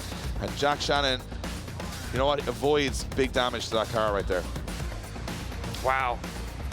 We talk about not being able to take your eyes off it. Well, I think case in point. Look at that, wheel off. Oh, what's happened there? Wheel goes up in the air. A wheel off the tarmac. Not sure what happened to Shanahan's car. As soon as we find out more information, we'll bring it back to you, so you guys at home know exactly what's going on. Just watching Jack Shanahan's car make its way off the circuit. He's pulled back to the start line, but he's talking to James. He's going to talk to conversation going on there. We're trying to find out some information for you guys, but Jack Shanahan is obviously flustered. You know, it's not gone the way he wanted here at the first round. But I mean, top 4 finish would still be a phenomenal finish with the level of driving we have here, the level of competitiveness. Oh, I can see James Dean saying to Martin, our start line marshal, giving him the X. Is he saying he's out? Is he saying that? I forgot, I've got the information. Bent a steering rack on initiation. Oh, man. Bent the steering rack. Steering jammed when it went on full lock and it didn't come back. That's why the car snapped around. The Shanahans this weekend, Dave, having some serious issues. So looks like it will be a solo run for James Dean. Yeah, it's going to be third step on the podium for James Dean. He's going to put a show on for the fans here in attendance, and not the way he wanted to earn it, but he'll take it. I think you're going to see a spectacular run of the circuit from James Dean here as he's off the line to claim his third step on the podium. James Dean firing it in. Look at this, James Dean flicking the car left to right all the way down. Big angle initiation. James Dean putting on a show here at Drift Masters European Championship round 1. And James Dean stands on the foot brake, lights up the tyres and starts to fill the sky with smoke as James Dean hangs the spoiler over the wall and finishes it off in spectacular style, waving to the fans here at Mondello Park. James Dean, Dave, an incredible drive. An incredible drive, and it looks like he's managed to salvage a podium from this event. But yeah, incredible stuff. I just noticed that he did half of that lap with one hand waving at the fans as well. So he annoys me, James Dean, that he can do a lap with one hand. That I probably can't do it too. But it has to be made official. Third step on the podium goes to James the Machine Dean. And his championship is starting on the right foot. Lots of points in the bag, and he'll have a rethink for Austria and trying to come back and top that podium. An incredible result for him.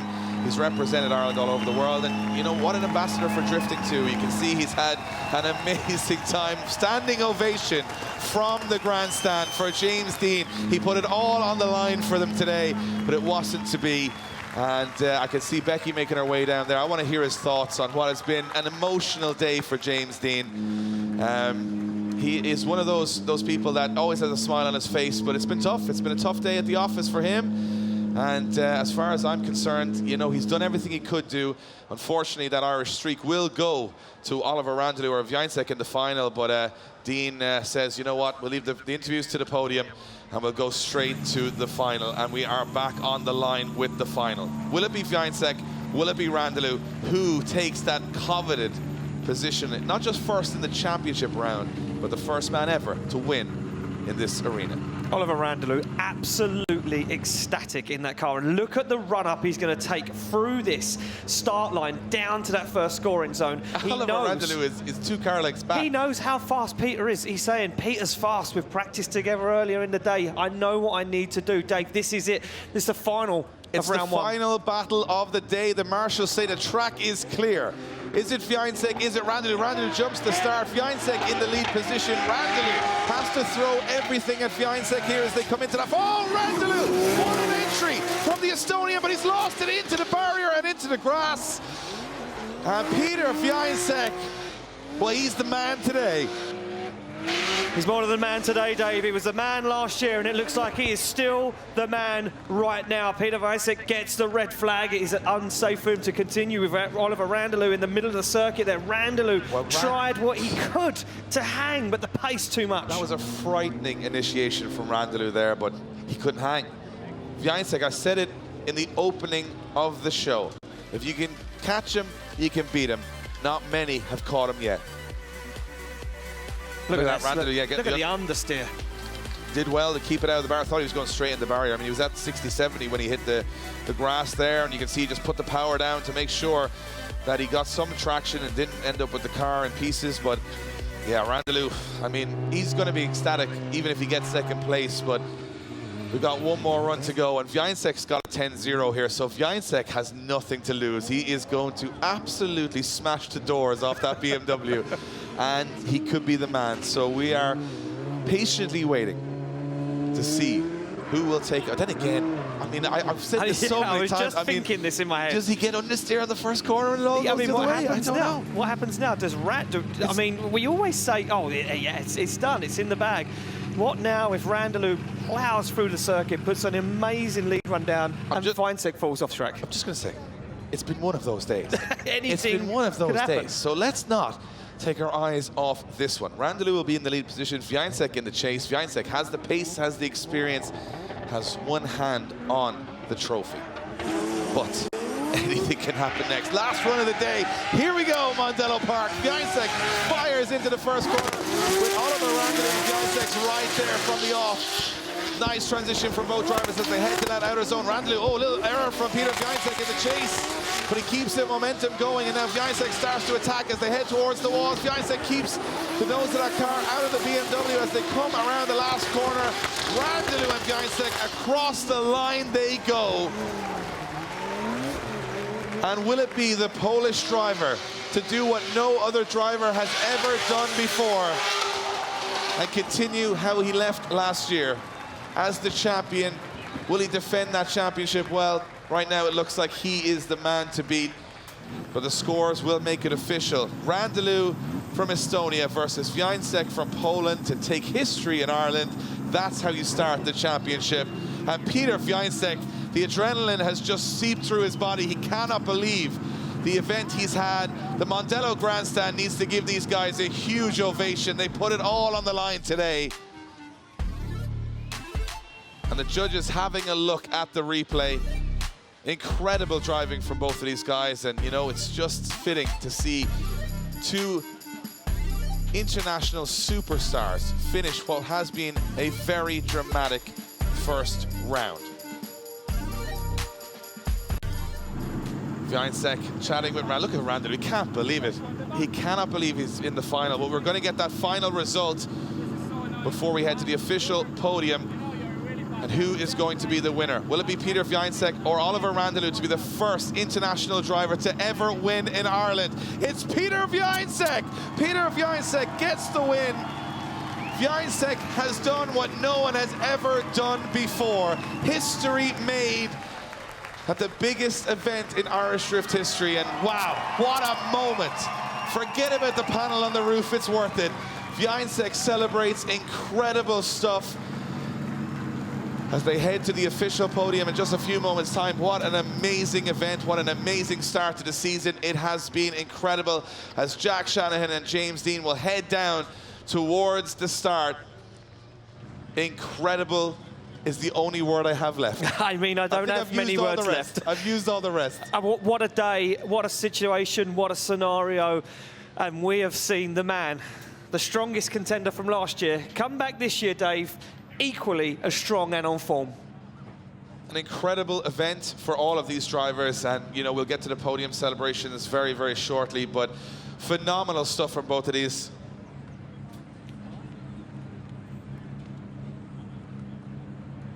So Becky is down, the emotions are running high. It's been an emotional day. Becky, what an amazing event.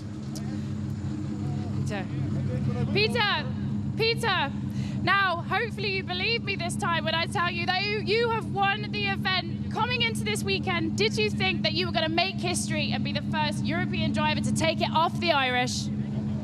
No way, no way. I wasn't thinking that I'm going to change the strike, and now I can think about it actually, because I try always to get this thought somewhere away.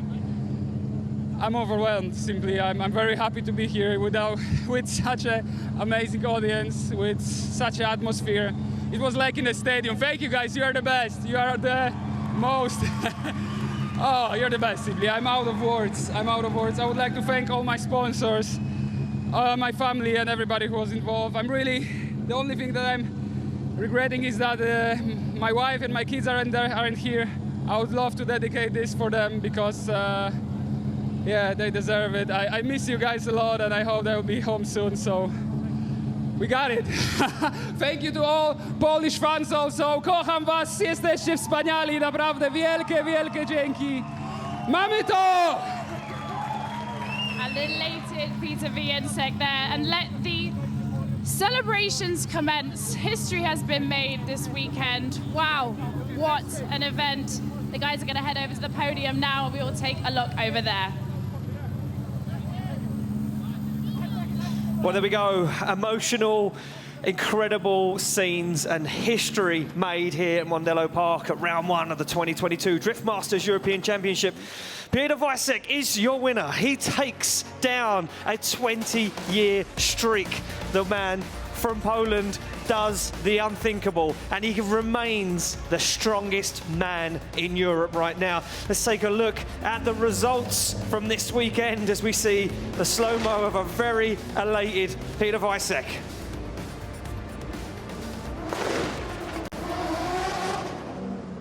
So there we go, here is our results from round one. There we go, we just see it a moment ago. Peter Weissek takes the first place. Oliver Randalou steps on the second step of the podium, and James Dean rounds out that podium. Jack Shanahan and Connor Shanahan, well, they kick off a really good year, 4th and 5th. Oran Nilsson, out of nowhere this year, 6th place. 7th, Dwayne McKeever. We look down through the order. Juha Rittinen making it into the top 10, and Tore Nikavia, after a dreadful year last year, makes it into 12th place. Kevin Piscotti will round out the top 15 as we look down.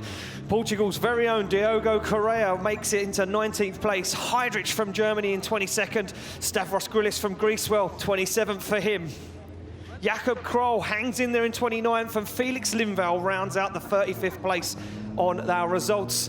Manuel Vaca just missed out this weekend in qualification, but he'll be back stronger than ever. And there we go, the rest of our wild cards on the bottom end of our point scoring bracket. As you can see, the track now full of all the spectators. Those guys are going to head down to the podium to celebrate with our drivers. From myself and everybody here at the Drift Masters European Championship, what an honour, what a weekend. And it won't be long, and we'll be at Austria for round 2 for more fireworks. It's going to be an unbelievable situation this year if today is anything to go by.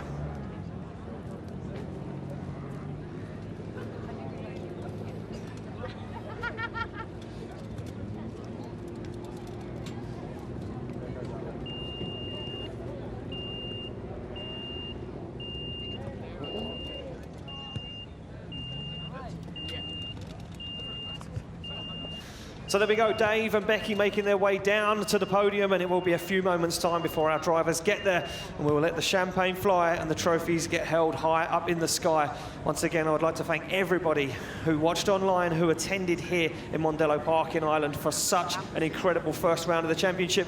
You want to know more? Take a look at the calendar on screen right now. Round 1 done and dusted in the bag. We move to Greinbach in Austria in June. Then we head to Sweden, a brand new circuit this year in July. We head to Riga, baby, the fastest, most dangerous track on the calendar in July. In August, we go back to the Iron City, Ferropolis in Germany, and then we round it all out in a tarmac stadium in Lodz in Poland. If you're not excited, well, I don't know where you need to be at, because this year is going to be one hell of a year. 2 new layouts, 2 new circuits for these drivers to adapt to, but some scary tracks that these guys already know how to go. From myself in the tower, that's it, I'm done. I'm going to hand it over to Dave and Becky down on the podium. Thank you very much, Ian. It has been an amazing event. Can we get a round of applause for all of these drivers that have put on this show today?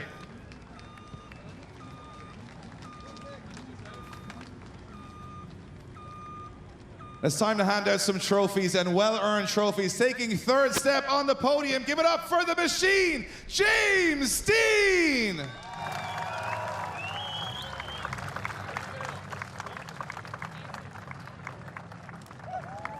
Give it up for James Dean, 3rd step on the podium.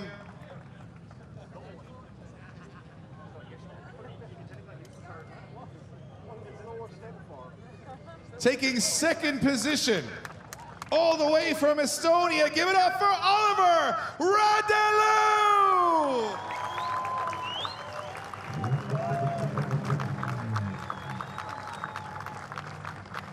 And the man who has done what no other driver has done in 20 years on Irish soil.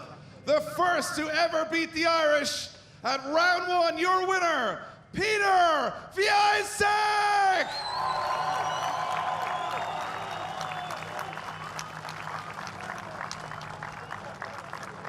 If this is an example of what the rest of the year entails, it is absolutely all ahead of us from here.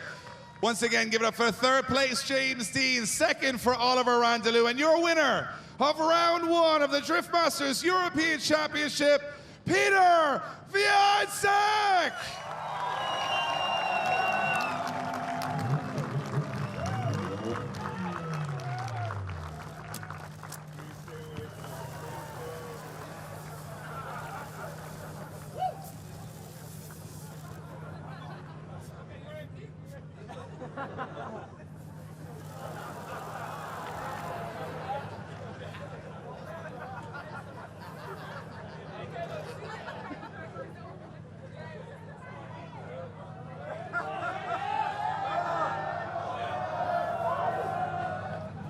What an incredible event. The champagne is flying.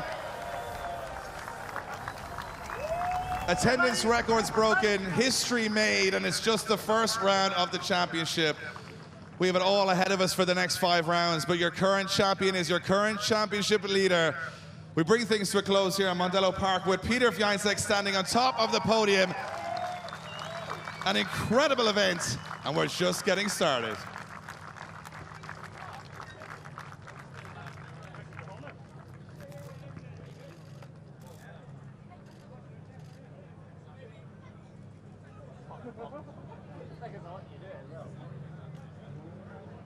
Okay, no problem.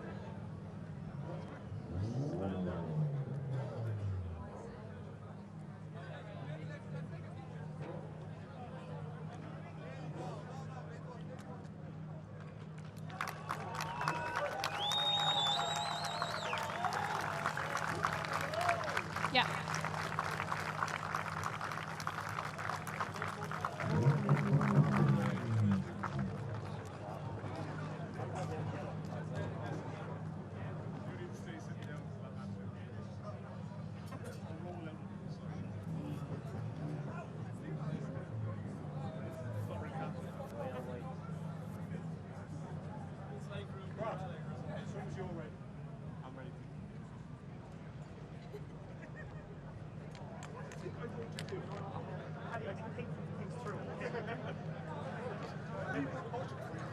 We have a drill for 5 minutes.